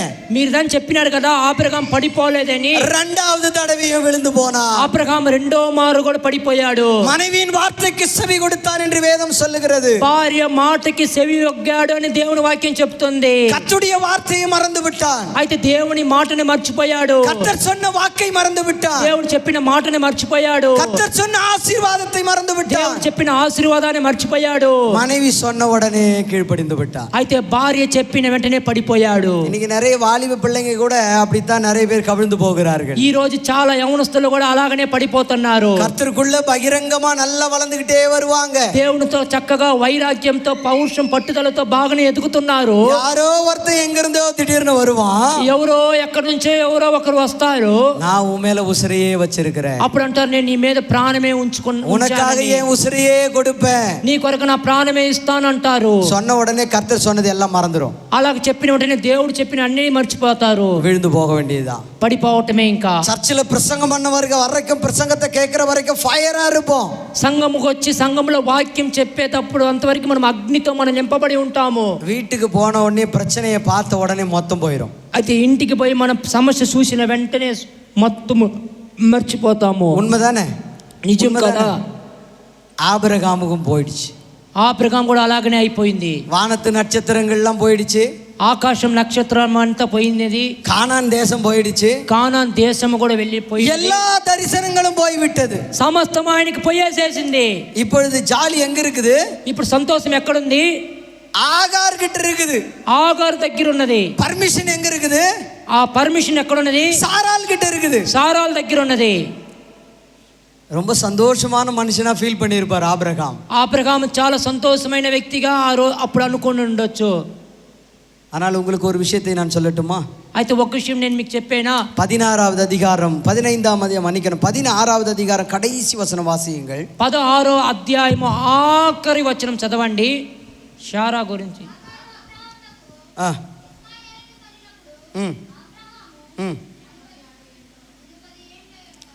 86 வயதுள்ளவனாயிருந்தான் இஸ்மவேலை பெற்றெடுக்கும் போது. అబ్రహాము ఇస్మాయిల్ని కనినప్పుడు 86 ఏండ్లుగా ఉన్నది అతనికి. 17వ అధికారం మొదటి వచనం. 17వ అధ్యాయము మొదటి వచనము. సత్తమా శబ్దంగా చదవమంటున్నాడు పాస్టర్ గారు.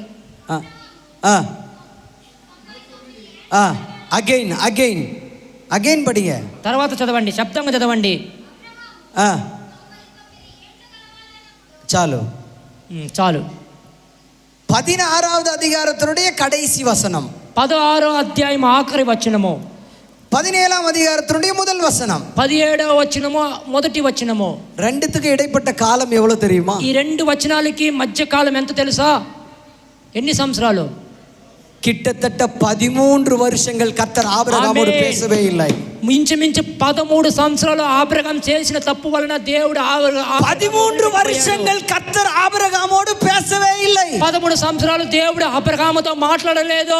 2 వசனத்துல 13 ஆண்டுகள் போய்விட்டது. ఈ రెండు వాక్యాలకి గ్యాప్ 13 సంవత్సరాలు వెళ్ళిపోయినది. யார் சொன்னது? ఎవరు చెప్పినది? வானத்து நட்சத்திரங்களை போல உன் சந்ததியை உருவாக்குவேன் என்று சொன்னார். ఆకాశము నక్షత్రం వలె నీ సంతతిని నేను కలుగు చేస్తానని దేవుడు చెప్పినాడు. எல்லாவற்றையும் ஆபிரகாம் விசுவாசித்தான். సమస్తము అబ్రహాము విశ్వసించినాడు. தேவன் அதை நீதியாக எண்ணினார். దేవుడు అది నీతిగా ఎంచుకున్నాడు. இவனுடைய விசுவாசம் எல்லாம் ஒரு விசுவாசம் என்று அவர் நம்பினார். ఈయన విశ్వాసం అంటే గొప్ప విశ్వాసం అని ఆయన నమ్మినాడు. வீட்டுக்கு போன உடனே விசுவாசம் காணாம போயிடுச்சு. అయితే ఇంటికి వెళ్ళిన వెంటనే ఆ విశ్వాసం కనపడకుండా పోయినది. கர்த்தர் 13 ஆண்டுகள் ஆபிரகாமோடு பேசவில்லை. దేవుడు 13 సంవత్సరముల అబ్రహాముతో మాట్లాడలేదు. 13 வருஷம் எப்படி இருந்திருக்கும் ஆபிரகாமுக்கு? అప్పుడు ఆ 13 ఏండ్లు ఎలా ఉండి ఉంటది అబ్రహాముకి? மனைவி வார்த்தையை கேட்டதுனால எனக்கு எப்பேற்பட்ட பிரச்சனை. అయ్యో భార్య మాట విన్నందువల్ల నాకు ఎలాంటి సమస్య అని అనుకున్నాడు. எல்லா மனைவிமார்களுக்கும் అందరు భార్యలకి ரொம்ப சந்தோஷம் என்ன தெரியுமா? చాలా సంతోషం ఏం తెలుసా? என் புருஷன் என் கைக்குள்ளே இருக்கணும், నా భర్త నా చేతిలోనే ఉండాలా. உண்மைதானே? నిజము కదా? உண்மைதானே? నిజము కదా? என் புருஷன் నా భర్త என் கை உள்ளே இருக்கணும், నా చేతిలోనే ఉండాలి. நான் சொல்றத மட்டும்தான் என் புருஷன் கேட்கணும். నేను చెప్పినదే నా భర్త వినాలి. அநேக ஸ்திரீகள் என்ன செய்யறாங்க? చాలా స్త్రీలు ఏం చేస్తున్నారు? புருஷனை அடிமையாக்கி ఒక భర్తని ఒక దాసుడుగా ఉంచుకొని அடிமைக்கு பொண்டாட்டியாவே வாழ்ந்துட்டு இருக்கிறாங்க. ఆ దాసుడికి భారీగానే జీవిస్తున్నారు. ஆனா உண்மையான மனைவி எப்படி தெரியுமா இருக்கணும்? అయితే నిజమైన భార్య ఎలా ఉండాలంటే புருஷனை ராஜாவாக்கி భర్తని రాజుగా చేసి நீங்க ராணியா வாழணும். మీరు రాణిగా జీవించాలి. இப்ப ராணியா வாழணுமா அடிமைக்கு பொண்டாட்டியா வாழணுமா? మీరు రాణిగా జీవించాలా లేకపోతే బానిసుడు భారీగా జీవించాలా? ராணியா? రాణిగా జీవించాలంటే మీ భర్తని మీరు రాజుగా చెయ్యాలి కదా. புருஷமார்களை ராஜாக்களாக மாத்தணும். అప్పుడు మీరు మీ భర్తని రాజులుగా మీరు మార్చాలి. கவனியுங்கள், గమనించండి. 13 ஆண்டுகள் கர்த்தர் ஆபிரகாமோடு பேசவே இல்லை. 13 ఏండ్లు అబ్రహాముతో దేవుడు మాట్లాడలేదు. ஆபிரகாமுக்கு 99 வயசு ஆயிடுச்சு. అప్పుడు అబ్రహాముకి 99 వయసు అయినది. அங்க 17ஆம் அதிகாரம் முதல் வசனம் சொல்லுகிறது, 17వ అధ్యాయము మొదటి వచనం చెప్తున్నది, கர்த்தர் ஆபிரகாமுக்கு மறுபடியும் தரிசனமாகுகிறார். మీరు చదవండి 17:1.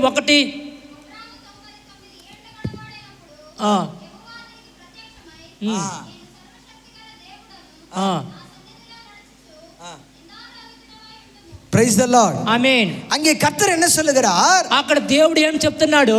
ஆபிரகாமே, అబ్రహాము, கீழ்ப்படியாத ஆபிரகாமே, నాకు లోబడని అబ్రహాము, நான் யார் தெரியுமா? నేను ఎవరు తెలుసా? சர்வ வல்லமையுள்ள தெய்வம். నేను సర్వశక్తి కలిగిన దేవుడు. ஏன் கர்த்தர் அப்படி சொல்லுகிறார்? ఎందుకు దేవుడు అలాగ చెప్తున్నాడు? என்னால எல்லாம் முடியும் என்பதற்கான பெயர் தான் சர்வ வல்லமையுள்ள தேவன். నా వలన సమస్తము సాధ్యము అన్నదానికి వరకే నేను సర్వశక్తి కలిగిన దేవుడని చెప్తున్నాడు. நான் நினைச்சிருந்தா నేను అనుకోని ఉన్నట్లయితే கல்லுகளை கொண்டு கூட பிள்ளையை உண்டாக்கி இருக்க முடியும். రాళ్ళు ద్వారా నీకు బిడ్డలను కలుగు చేసేవాడిని. ஆனா நீ என்ன நம்பவே இல்லையே. అయితే నువ్వు నన్ను నమ్మలేదు. கர்த்தர் இன்றைக்கு உங்களை என்னை பார்த்து கேட்கிறார். దేవుడు చూస్తున్నాడు, నిన్ను నన్ను చూస్తున్నాడు. சகோதரா, நீங்க என்னை நம்பிதானே இயேசு கிறிஸ்து ஏத்துக்கிட்டு வந்தீங்க. సహోదరా, నువ్వు నమ్మిదని యేసుక్రీస్తుని అంగీకరించినావు. ஆனா அந்த நம்பிக்கையில ஏன் உங்களுக்கு குறைவு வந்தது?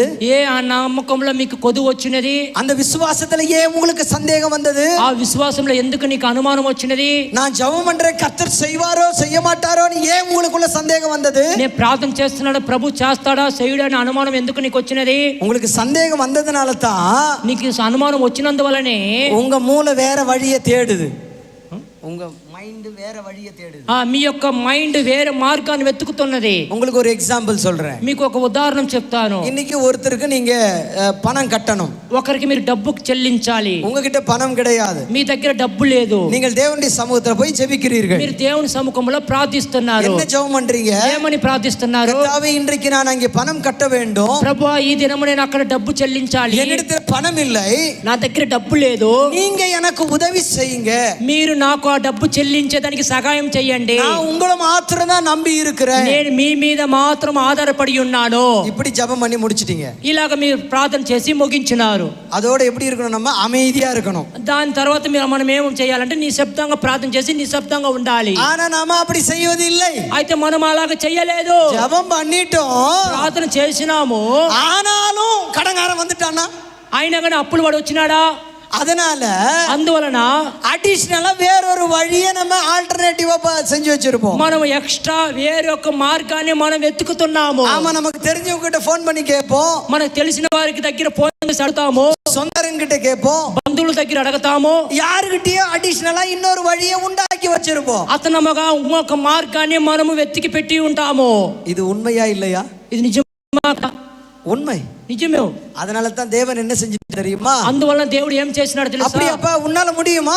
అలాగనే నీ వల్ల వీలవుతుందా? சரிப்பா, உங்க வழி நீயே பாத்துக்கங்க. సరే, నీ మార్గాన్ని నువ్వు సొంత మార్గాన్ని నువ్వే చూసుకో. கர்த்தர் சைலண்ட் ஆயிடுவார். దేవుడు నిశ్శబ్దం అవుతాడు. நாம என்ன செய்வோம்? మనం ఏం చేస్తాము? அங்கும் இங்குமா போய் முட்டிட்டு இருப்போம். అక్కడ ఇక్కడ మనం ప్రాకులాడుతా వెళ్తా ఉంటాము. விசுவாசம்னா என்ன தெரியுமா? విశ్వాసం అంటే ఏం తెలుసండి? தேவனிடத்தில் நீங்கள் அறிக்கை செய்து விட்டால், దేవుడి దగ్గర మీరు ఒప్పుకున్నట్లయితే, అడిగినట్లయితే, நீங்க சும்மா இருங்க, మీరు ఓరకుండండి, கர்த்தர் சகலத்தையும் பார்த்து கொள்ளுவார். దేవుడు మీకు మార్గం తెలిసి మీరు సహాయం చేస్తాడు. 4 பேர் அக்கினி சுவாலையில 3 பேரை தூக்கி போட்டாங்க. 3 பேர் ముగ్గురిని అగ్ని గుండంలో ముగ్గురిని వేశారు. போட்டாங்களா?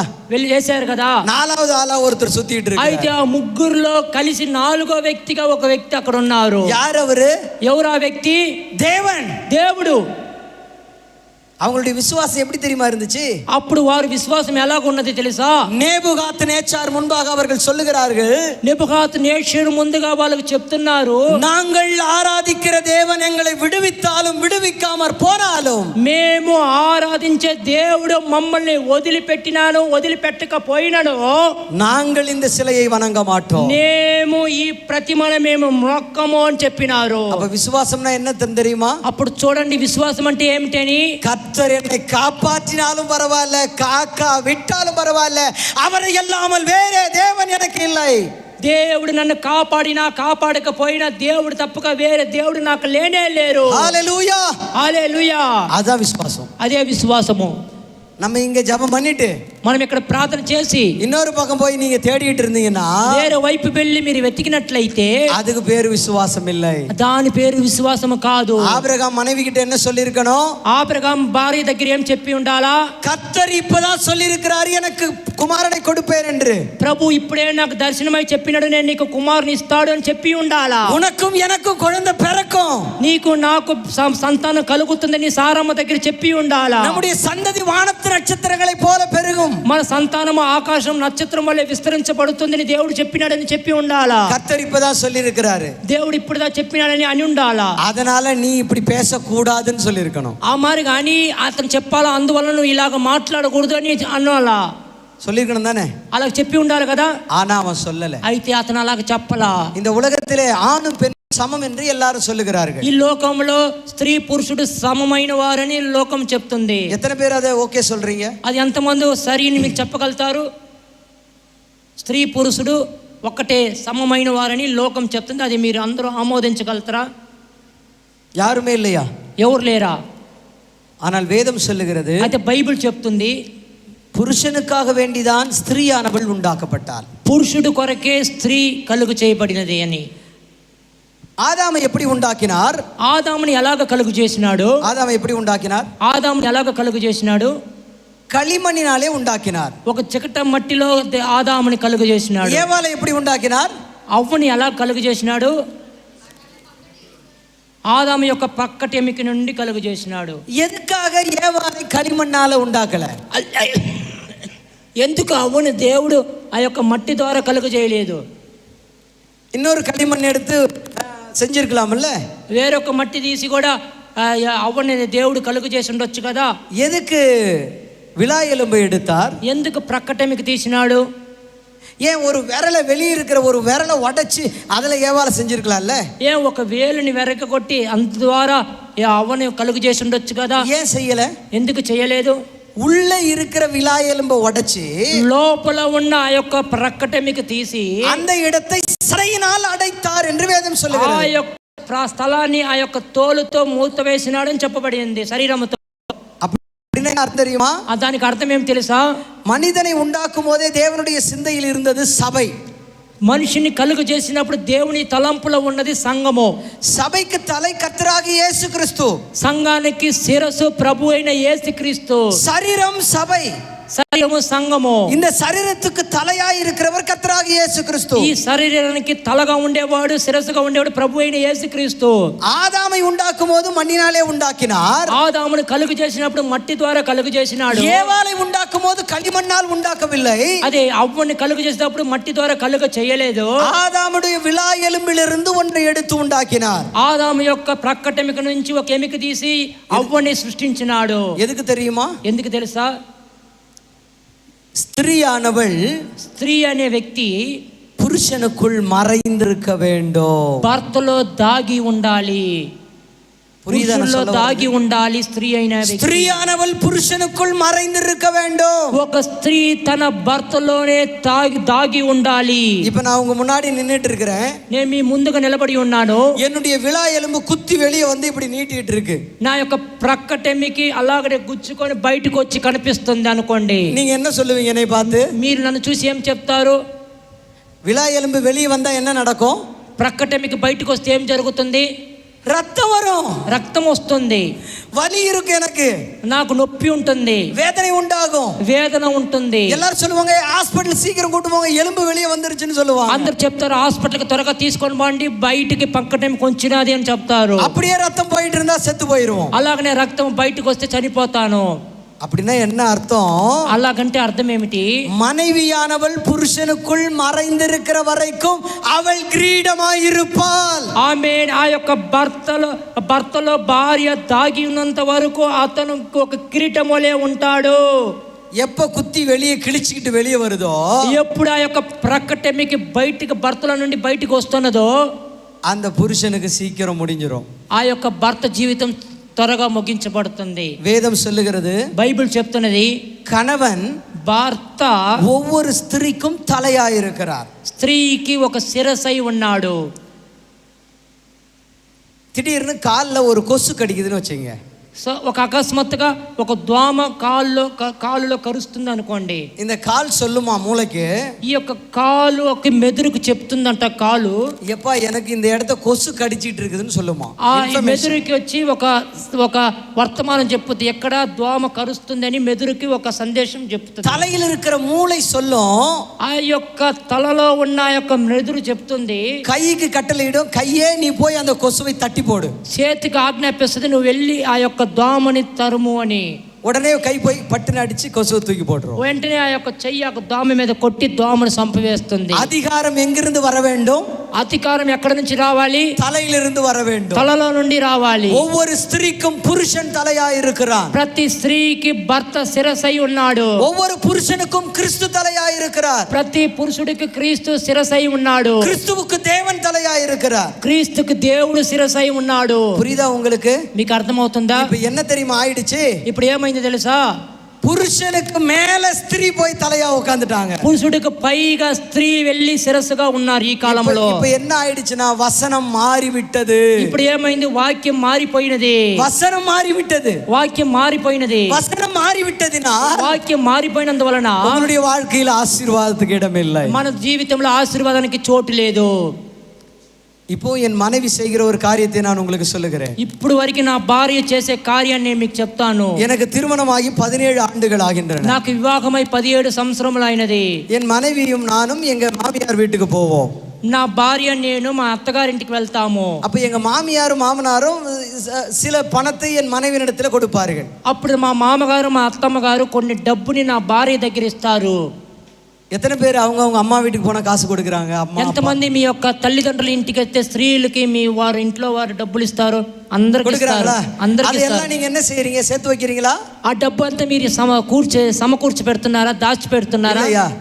என் மனைவி என்ன செய்வாள் என்றால், మా భార్య ఏం చేస్తుందంటే அந்த மொத்த பணத்தை என்னுடைய பாக்கெட்ல கொண்டு வந்து வச்சிருவாங்க. ఆ వాళ్ళ నాన్న అమ్మ ఇచ్చిన డబ్బు మొత్తం తీసుకొచ్చి అయ్యగారు జోబులో పెట్టుద్దంట. நான் அவர்களிடத்துல கேட்பேன், என்கிட்ட பணம் இருக்கு, இந்த பணம் உனக்கு உங்க அம்மா அப்பா கொடுத்தாங்க, நீயே வச்சுக்கோன்னு சொல்லுவேன். అప్పుడు నేను భార్య దగ్గర చెప్తాను, నా దగ్గర డబ్బు ఉంది కదా, ఈ డబ్బు నీకు కదా, మీ అమ్మ నాయన ఇచ్చిండు, నీ వద్దనే పెట్టుకోని నేను చెప్తాను. அதற்கு என் மனைவி சொல்லுவாங்க, దానికి జవాబు నా భార్య చెప్తుంది, எனக்கு எது வேண்டுமானாலும் నాకు ఏమి అవసరమైనా గానీ உங்ககிட்ட நான் கேட்கிறேன், నీ దగ్గర నేను అడుగుతాను, நீங்க எனக்கு வாங்கி கொடுங்க. మీరు నాకు తీసియండి. எப்படி இருக்கும் இது? ఎలాగుంటది? பயங்கர சந்தோஷம். అప్పుడు నాకు చాలా సంతోషము. மொத்த பணத்தை இப்ப வரைக்கும் என் குடும்பத்தை நான் தான் ஆளுகை செய்கிறேன். సమస్తము నా కుటుంబంలో నేనే సమస్తమును ఈ రోజు వరకు జరిపిస్తున్నాను. என் குடும்பத்திற்கு கர்த்தர் என்னை தலையாக வைத்திருக்கிறார். కాబట్టి నా కుటుంబానికి దేవుడు నన్ను శిరస్సుగా ఉంచి ఉన్నాడు. எங்கள் குடும்பத்துக்கு இயேசு கிறிஸ்து ராஜாவாக இருக்கிறார். మా కుటుంబానికి యేసుక్రీస్తు రాజు అయి ఉన్నాడు. இயேசு கிறிஸ்து ராஜாவா இருந்தாங்க பசி இருக்குமா? యేసుక్రీస్తు రాజుకుంటే అక్కడ ఆకలి ఉంటుందా? இயேசு கிறிஸ்து ராஜாங்கற குறை இருக்குமா? యేసుక్రీస్తు కుటుంబానికి రాజుకుంటే అక్కడ కొరత ఉంటుందా? அப்ப எத்தனை பேருடைய குடும்பத்தில் இயேசு கிறிஸ்து ராஜாவா இருக்கிறார்? అప్పుడు చూడండి ఎంతమంది కుటుంబంలో యేసుక్రీస్తు రాజుగా ఉన్నాడు. இயேசு கிறிஸ்து ராஜாவாக இருக்க வேண்டும் என்றால், యేసుక్రీస్తు మన కుటుంబంలో రాజుగా ఉండాలంటే உங்களுக்கு தலையாக புருஷன் இருக்க வேண்டும். మీకు శిరస్సుగా మీ పురుషుడు ఉండాలి. அப்ப புருஷனுக்கு மட்டும்தான் வசனம் இருக்கா பிரதர்? అప్పుడు పురుషులకు మాత్రం వాక్యం ఉన్నదా బ్రదర్? ஸ்திரீகளுக்கு எந்த வசனமும் இல்லையா? స్త్రీలకు ఏ వాక్యం లేదా? ஸ்திரீகளுக்கும் சொல்லப்பட்டிருக்கிறது. స్త్రీలకు కూడా చెప్పబడి ఉంది, ஸ்திரீயானவள் புருஷனுக்கு எல்லா விதத்திலும் கீழ்ப்படிய வேண்டும். ఆ యొక్క స్త్రీ భర్తకి సమస్త విషయంలో ఆ స్త్రీ లోబడి ఉండాలి. புருஷனுக்கு என்ன தெரியுமா சொல்லி இருக்கு? భర్తకి ఏం చెప్పి ఉన్నది తెలుసా? எல்லா சூழ்நிலையிலும் అన్ని పరిస్థితులలో அவர்களை காப்பாற்றுவது உம்முடைய கடமை. భార్యని కాపాడటము పురుషుడి యొక్క బాధ్యత. எல்லா சூழ்நிலையிலும் ఎటువంటి సమస్త పరిస్థితుల్లో కూడా சொந்த சரீரம் போல் பாவித்து அவர்களிடத்தில் அன்பு கூற வேண்டும். సొంత శరీరం వలె భార్యని భావించి ఆ భార్య మీద ప్రేమ చూపించాలి. புருஷன் ஸ்திரீனிடத்தில் அன்பு கூறனாலும் தப்புதான். పురుషుడు స్త్రీ మీద ప్రేమ చూపించకపోయినా తప్పే. ஸ்திரீயானவள் புருஷனுக்கு கீழ்ப்படியாமல் போனாலும் தப்புதான். ఆ స్త్రీ కూడా భర్తకి లోబడకపోయినా తప్పే. நம்முடைய குடும்பத்தில் ரெண்டுல ஒன்று குறைவுபட்டிருந்தால் கூட அங்கே ஆசீர்வாதம் இருக்காது. మన కుటుంబంలో ఈ రెండులో ఒకటి కొదువైనా కానీ అక్కడ ఆశీర్వాదం లేనే లేదు. ஒருவேளை உங்கள் குடும்பத்தில் இப்படி இருக்குமானால், ఒకవేళ మీ కుటుంబంలో ఇలాగ ఉన్నట్లయితే இன்றைக்கு தீர்மானம் செய்து கொள்ளுங்கள். ఈ దినం ఒక నిర్ణయం తీసుకోనండి. இன்றைக்கு வீட்டுக்கு போய் ఇంటికి మీ ఈ రోజు ఇంటికి వెళ్ళి உங்கள் கணவரை கையை பிடித்துக் கொண்டு మీ భర్త చెయ్యి పట్టుకొని, நாம் இருவரும் கர்த்தருக்கு பிரியமானவர்களாய் வாழ வேண்டும். మనం ఇద్దరము దేవునికి ఇష్టముగా జీవించాలి. நான் எல்லாவற்றிலேயும் உமக்கு கீழ்ப்படிந்து நடப்பேன். నేను సమస్తములో నేను నీకు లోబడి నడుచుకుంటాను. நீர் எல்லா வேலையிலும் என்னிடத்தில் அன்பு செலுத்தி வாழ வேண்டும். మీరు భర్త అయిన మీరు సమస్త విషయంలో నా మీద ప్రేమ చూపించి బ్రతకాలి. நமக்கும் நம்முடைய குடும்பத்துக்கும் கர்த்தர் ஒருவரே ராஜாவாக இருக்க வேண்டும். మనకి మన కుటుంబానికి ప్రభు అయిన యేసుక్రీస్తు మాత్రమే రాజుగా ఉండాలి. இப்படி நீங்கள் தீர்மானம் பண்ணி வாழ்ந்தால், ఇలాగ మీరు ఒక నిర్ణయం తీసుకొని మీరు జీవించినట్లయితే உங்களுக்காக வைக்கப்பட்டிருக்கிற ஆசீர்வாதத்தை ஒருவரும் தடுக்க முடியாது. మీ కొరకు ఉంచబడిన ఆశీర్వాదాన్ని ఒక్కరు కూడా అడ్డగించలేరు. Praise the Lord. Hallelujah. Abraham இதைத்தான் மனைவிக்கு சொல்ல மறந்து விட்டான். అయితే ఈ విషయాన్ని అబ్రహాము తన భార్యకు చెప్పుటకు మర్చిపోయినాడు. இப்ப ரெண்டு இடத்த விழுந்து போனான். రెండు సార్లు రెండు దిక్కుల పడిపోయినాడు. மூன்றாவது முறை ஒரு பிரச்சனை வருகிறது. మూడోది లాస్ట్ గా ఒక సమస్య వచ్చినది. எல்லாரும் டயர்ட் ஆயிட்டீங்கன்னு நினைக்கிறேன். అందరూ టైర్డ్ అయిపోయినారు అనుకుంటున్నాను. 10 నిమిషத்துல நான் முடிச்சிடுறேன். 10 నిమిషంలో నేను ముగిస్తాను. மூன்றாவது முறை ஆபிரகாமுக்கு ஒரு சோதனை வருகிறது. ఇప్పుడు మూడోసారి అబ్రహాముకు ఒక శోధన వచ్చినది. ஆதியாகமம் 22வது அதிகாரம் யாரும் வாசிக்க வேண்டாம். ఆదికాండం 22వ అధ్యాయం ఎవరు చదవద్దు. கர்த்தர் ஆபிரகாமை சோதித்தார். అబ్రహాముని దేవుడు శోధించినాడు. எதுக்காக சோதனை வந்துச்சு ஆபிரகாமுக்கு? అబ్రహాముకు ఎందుకు ఆ శోధన వచ్చినది? எதுக்கு கர்த்தர் ஆபிரகாமை சோதித்தார்? ఎందుకు దేవుడు అబ్రహాముని శోధించినాడు? சரி, உங்களுடைய வாழ்க்கையில சோதனை எப்பயாச்சும் வந்திருக்குதா? మీ జీవితంలో ఎప్పుడైనా శోధనలు వచ్చినాయా? வந்திருக்குதா? వచ్చినాయా శోధనలు ఎప్పుడైనా మీ జీవితంలో? ஓகே, நிறைய முறை வந்திருக்குது. చాలా మార్లు వచ్చినాయి. சரி, அந்த சோதனை எதுக்காக வந்துச்சு உங்களுக்கு? ఆ శోధన ఎందువలన మీకు వచ్చినది? நீங்க கர்த்தருக்குள்ள நிக்கிறீங்களா இல்லையான்னு பாக்குறதுக்கா? మీరు దేవుళ్ళో నిలబడి ఉన్నారా లేరా అని తెలుసుకునేదాని కొరక? அதுக்கு தானே. అందుకొరకే కదా. அப்படித்தான் நாம நினைச்சிட்டு இருக்கிறோம். అలాగనే మనం అనుకుంటున్నాము. நான் உங்களுக்கு ஒன்றை சொல்லுகிறேன். నేను మీకు ఒకటి చెప్తాను. மோசேசுடைய கடந்த காலம் கர்த்தருக்கு தெரியுமா? మోషే యొక్క గడిచిన కాల జీవితం గురించి తెలుసా? கர்த்தருக்கு தெரியுமா? దేవుడికి తెలుసా మోషే గురించి? கடந்த காலம், గడిచిన కాలము தெரியும், తెలుసు. இப்போ நிகழ்காலம் மோசே குறித்து அவருக்கு தெரியுமா? ఇప్పుడు ప్రస్తుత కాలం గురించి కూడా మోషే గురించి తెలుసు కదా దేవుడికి? தெரியும், తెలుసు. என்னுடைய வருங்காலம் கர்த்தருக்கு தெரியுமா? నా యొక్క భవిష్యత్తు కాలం గురించి కూడా దేవుడికి తెలుసా? தெரியும் தானே? తెలుసు. அப்புறம் ஏங்க அவர் சோதிக்கணும்? అప్పుడు అన్ని కాలములు దేవుడికి తెలిసినప్పుడు దేవుడు ఎందుకు శోధించాలి? ஆபிரகாம் இப்படித்தான் இருக்க போறான்னு அவருக்கு தெரியும். ஆபிரகாம் இல்லாகதான் ఉంటాడు అంటే దేవుడికి తెలుసు. எதற்கு கர்த்தர் ஆபிரகாமை சோதித்தார்? ఎందుకు అబ్రహాముని దేవుడు శోధించినాడు? ஓ, சோதிச்சு இவன் கீழ்ப்படிறானா இல்லையான்னு பாக்குறதுக்கா? ఒకవేళ ఇతను లోబడతాడా లేడా అని తెలుసుకునేదాని కొరక? இல்லை, లేదు. அந்த சோதனை எதற்காக கர்த்தர் அனுமதித்தார் தெரியுமா? దేవుడు అబ్రహాముకి ఆ శోధన ఎందువలన అనుమతించాడో తెలుసా? நாம நிறைய நேரம் நினைச்சிட்டு இருக்கிறோம், మనం అనేక సార్లు అనుకుంటున్నాము, நான் கர்த்தருக்குள்ள நல்லா இருக்கிறேன், నేను దేవుళ్ళో బాగున్నాను, வைராக்கியத்தோடு இருக்கிறேன், వైరాగ్యంతో ఉన్నాను, நான் கர்த்தருக்காக எதையும் செய்ய தயாரா இருக்கிறேன், దేవుని కొరకు ఏమి చేయటకు చిత్తపడి ఉన్నాను அப்படின்னு நினைச்சிட்டு தான் நம்ம வாழ்ந்து கொண்டிருக்கிறோம். అలా అనుకొని మనం జీవిస్తున్నాము. பிரச்சனை வரும்போது தான் தெரியுது நாம யாருன்னு நமக்கே. అయితే సమస్య వచ్చినప్పుడు తెలుస్తుంది మనం ఎవరని మనకే. அப்ப சோதனை எதற்காக கர்த்தர் அனுமதிக்கிறார் தெரியுமா? అయితే శోధన దేవుడు ఎందుకొరకు మనకు అనుమతిస్తున్నారంటే, நான் யாருன்னு எனக்கு தெரியணும், నేను ఎవరని నేను తెలుసుకోవాలి. சோதனை எதுக்கு கர்த்தர் அனுமதிக்கிறார்? దేవుడు ఎందుకు శోధన మనకు అనుమతిస్తున్నాడంటే, நீங்க யாருன்னு உங்களுக்கு கர்த்தர் வெளிப்படுத்த விரும்புகிறார். మీరు ఎవరని దేవుడు మీకు బయలుపరచడానికి ఆశపడుతున్నాడు. இப்ப ஆபிரகாம் யாருன்னு ஆபிரகாமுக்கு வெளிப்படுத்த வேண்டும். ఇప్పుడు అబ్రహాము ఎవరని అబ్రహాము తెలుసుకోవాలని ప్రత్యక్షపరచాలని దేవుడు ఆశపడుతున్నాడు. உன் மகனை கொண்டு வந்து பலி செலுத்துன்னு சொல்றார். నీ కుమారుని తీసుకొచ్చి నాకు బలి అని చెప్పినాడు. இந்த முறை உஷாராயிட்ட ஆபிரகாம். ఈసారి అబ్రహాం కొంచెం జాగ్రత్త పడ్డాడు. சாராள் கிட்ட இந்த விஷயத்தை சொல்லவே இல்லை. శారమ్మ దగ్గర ఈ విషయాన్ని చెప్పలేదు. ஏன் தெரியுமா? ఎందుకు తెలుసా? சொல்லி இருந்தா என்ன நடந்திருக்கும்? చెప్పి ఉంటే శారమ్మ దగ్గర ఏమై ఉంటది? யோ, இத்தனை வருஷம் கழிச்சு குழந்தை பத்துக்கிறேன், இந்த குழந்தையை தூக்கி போய் பலி செலுத்த போற, ఇన్ని సంవత్సరాల తర్వాత మనం బిడ్డను కన్నాం, ఈ బిడ్డను పోయి నువ్వు బలి ఇస్తానంటున్నవే, உனக்கு என்ன பைத்தியம் பிடிச்சிச்சா? నీకేమీ పచ్చి పట్టిందా? சொல்லிருப்பா தானே? ఇలాగ చెప్పి ఉంటది కదా. இந்த முறை உஷாராயிட்ட ஆபிரகாம். ఇప్పుడు అబ్రహాం చాలా జాగ్రత్త పడ్డాడు. கர்த்தர் சொல்லிவிட்டார், ప్రభు చెప్పినాడు, இந்த குழந்தையை வச்சுதான் வானத்து நட்சத்திரங்களை போல பெருக பண்ணுவேன்னு சொல்லிட்டாரு. ఈ యొక్క బిడ్డ వలనే ఆకాశం నక్షత్రం వలె నీ సంతతిని విస్తరిస్తానని చెప్పినాడు. அதனால எனக்கு தெரியும் கர்த்தர் என் பிள்ளையை சாக விட மாட்டார். నాకు తెలుసు అందువలన దేవుడు ఈ బిడ్డని సంపివేయుడు అని. இப்ப విశ్వాసం வந்துருச்சு. ఇప్పుడు అబ్రహాంకు ఒక విశ్వాసం వచ్చినది. வேலைக்காரரோட போகிறான், ఆ పనివారితో వెళ్తున్నారు. இப்ப அந்த விசுவாசத்தை எப்படி தெரியுமா வெளிப்படுத்துகிறான்? ఆ యొక్క విశ్వాసాన్ని పనివారి దగ్గర ఎలాగ అబ్రహాం తెలియపరుస్తున్నాడంటే, வேலைக்காரர்கிட்ட சொல்றான், పనివాడి దగ్గర చెప్తున్నాడు, நானும் என் குமாரனும் அவ்விடம் மட்டும் போய் தொழுது கொண்டு திரும்பி வருவோம். నేను నా కుమారుడు అక్కడికి వెళ్ళి దేవుణ్ణి ఆరాధించి మళ్ళా వస్తాము అన్నాడు. Praise the Lord. హల్లెలూయా. அப்பொழுது அவனுக்கு தெரிந்து விட்டது, என் மகனை உயிரோடு கர்த்தர் அனுப்புவார். వస్తాము అంటే మరలా నా కుమారుడితో కూడా మేమిద్దరం వస్తాము అని అర్థం. వస్తాను అని చెప్పలేదు. அங்கே போய் பலி செலுத்த கையை ஓங்குகிறான். అక్కడ వెళ్ళి ఆ బలి అర్పించడానికి చెయ్యి ఎత్తి సిద్ధపడి ఉన్నాడు. ஆபிரகாமே ஆபிரகாமே என்கிற சத்தம் கேட்கிறது. అప్పుడు అబ్రహామా అబ్రహామా అని ఒక శబ్దం వినపడినది. இப்பொழுது நான் அறிந்திருக்கிறேன் நீ உத்தமன் என்று. ఇప్పుడు నేను తెలుసుకున్నాను నువ్వు యథార్థవంతుడివని. ஆபிரகாமுக்குள்ள ஒரு கில்ட்டி ஃபீல் இருந்துச்சு. అబ్రహాముతో ఒక గిల్టీ ఫీలింగ్ అబ్రహాముకు ఉన్నది. ஐயோ, கர்த்தருடைய வார்த்தை நான் மீறி நடந்து விட்டேன். అయ్యో దేవుడి మాటని నేను ఉల్లంఘించి నడుచుకున్నాను. இப்ப கர்த்தரே சொல்லிட்டார் நீ நீதிமான். అయితే ఇప్పుడు ప్రభు చెప్పినాడు నువ్వు నీతిమంతుడని. பயங்கர சந்தோஷம் ஆபிரகாமுக்கு. అప్పుడు అబ్రహాముకి చాలా సంతోషం కలిగినది. அந்த இடத்துக்கு அவன் பேரிடுகிறான், யெகோவா ஈரே. ఆ యొక్క ప్రాంతానికి అబ్రహాం పేరు పెడుతున్నాడు, యెహోవా ఈరే.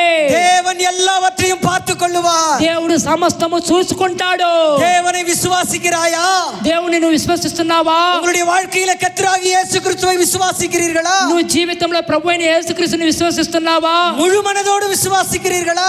పూర్ణ హృదయంతో విశ్వసిస్తున్నావా? கவலை கவலைப்பட வேண்டாம், చింతపడవద్దు.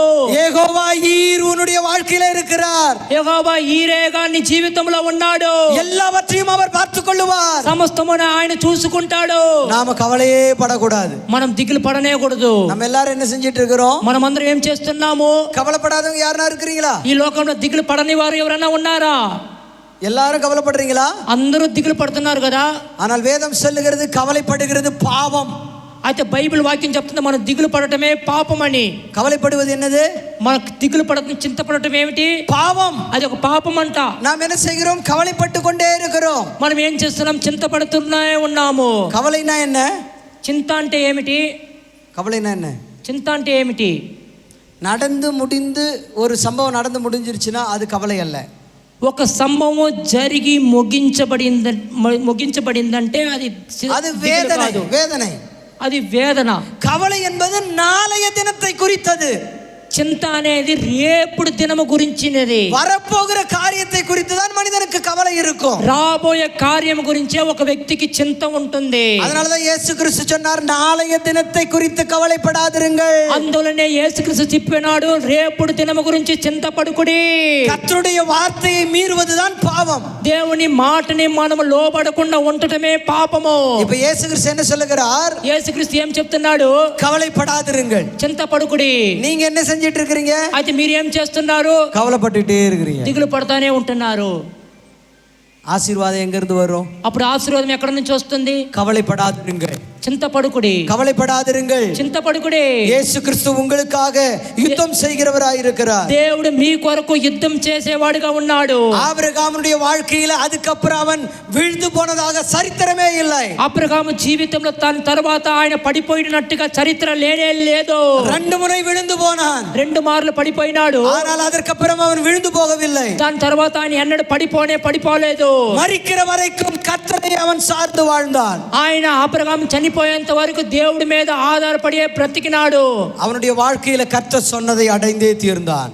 ఆయన మాటలో దేవుడు చెప్పిన మాట ప్రకారమే ఆయన ఉన్నాడు. அவனுடைய ஆசீர்வாதத்தை அவன் சுதந்தரித்துக் கொண்டான். తర్వాత తనకి ఇచ్చిన ఆశీర్వాదం ఆయన సుతంత్రించుకున్నాడు. இப்பொழுது நம்முடைய விஷயத்துக்கு வருவோம். ఇప్పుడు మన విషయానికి ఆఖరిగా వద్దాము. நமக்கு தேவன் ஆசீர்வாதத்தை வைத்திருக்கிறார். దేవుడు మనకు ఆశీర్వాదం ఉంచి ఉన్నాడు. அந்த ஆசீர்வாதத்தை நாம் சுதந்தரிக்க வேண்டும் என்றால், ఆ యొక్క ఆశీర్వాదం మనం సుతంత్రించుకోవాలంటే, கர்த்தர் உங்களை என்ன நோக்கத்தோடு கூட அழைத்தாரோ, ప్రభు మిమ్మల్ని ఏ ఉద్దేశంతో పిలిచినాడు, அந்த நோக்கத்துக்கு உங்களை கீழ்ப்படுத்துங்கள். ఆ యొక్క ఉద్దేశానికి మీరు లోబడి ఉండండి. அவர் சொல்லுகிறபடியே அவர் பின்பாக செல்லுங்கள். ఆయన చెప్పినట్లుగా ఆయన వెనక మీరు వెళ్ళండి. அவருடைய சித்தம் என்ன? ఆయన చిత్తం ఏమిటి? எந்த காரியத்தை நீங்கள் செய்தாலும் ఏ కార్యము మీరు చేసినా గానీ கர்த்தருக்கு பிரியமா என்பதை சோதித்து பார்த்து நீங்கள் செய்ய வேண்டும். ఆ యొక్క కార్యము దేవునికి ఇష్టముగా ఉన్నదా అని పరిశోధించి మీరు ఆ కార్యాన్ని చేయాలి. கர்த்தருக்கு சித்தமானால் దేవునికి చిత్తమైతే உங்களுடைய வாழ்க்கையில சகலத்தையும் அவர் வாய்க்க செய்வார். మీ యొక్క జీవితంలో సమస్తము ఆయన సఫలము చేస్తాడు. அவருக்கு சித்தமில்லாத காரியத்தை நீங்கள் கேட்டுக்கொண்டிருந்தால், ఆయనకు చిత్తము లేని కార్యాన్ని మీరు అడిగినట్లయితే நிச்சயமாக அவர் நிறைவேற்ற மாட்டார். నిశ్చయముగా ఆయన నెరవేర్చడు. அப்ப நம்ம என்ன செய்யணும் தெரியுமா? అప్పుడు ఏం చేయాలి తెలుసా? அவருடைய வார்த்தைக்கு கீழ்ப்படிந்து ఆయన మాటకి మీరు లోబడి அவருடைய சித்தத்துக்கு ஏற்றார் போல ஜெபிக்க வேண்டும். ఆయన చిత్తానికి తగినట్లుగా మనం ప్రార్థన చేయాలి. சென்னையில ஒரு பாஸ்டரை நான் அறிவேன். చెన్నైలో ఒక పాస్టర్ నాకు తెలుసు.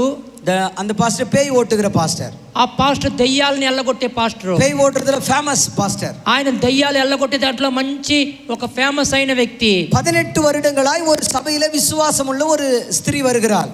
18 సంవత్సరములుగా ఒక సంఘంలో విశ్వాసిగా ఉన్న ఒక స్త్రీ వస్తుంది. பாஸ்டர், என் புருஷன் டெய்லி குடிச்சிட்டு வந்து என்ன அடிக்கிறாரு. పాస్టర్ గారు, నా భర్త రోజు త్రాగి వచ్చి నన్ను కొడుతున్నాడు. நான் என்ன செய்யறதுன்னு எனக்கு தெரியல. నేను ఏం చెయ్యాలో నాకు తెలియలేదు. நீங்க ஜெபம் பண்ணுங்க. మీరు ప్రార్థన చేయండి. பாஸ்டர் சொல்றாரு, పాస్టర్ గారు చెప్తున్నాడు, இனிமேல் உன் புருஷனுடைய கையை கர்த்தர் கட்டி போடுவார். ఇంక మేట నీ భర్త చెయ్యి ప్రభు కట్టి వేస్తాడు, அவருடைய வாயை கட்டி போடுவார்.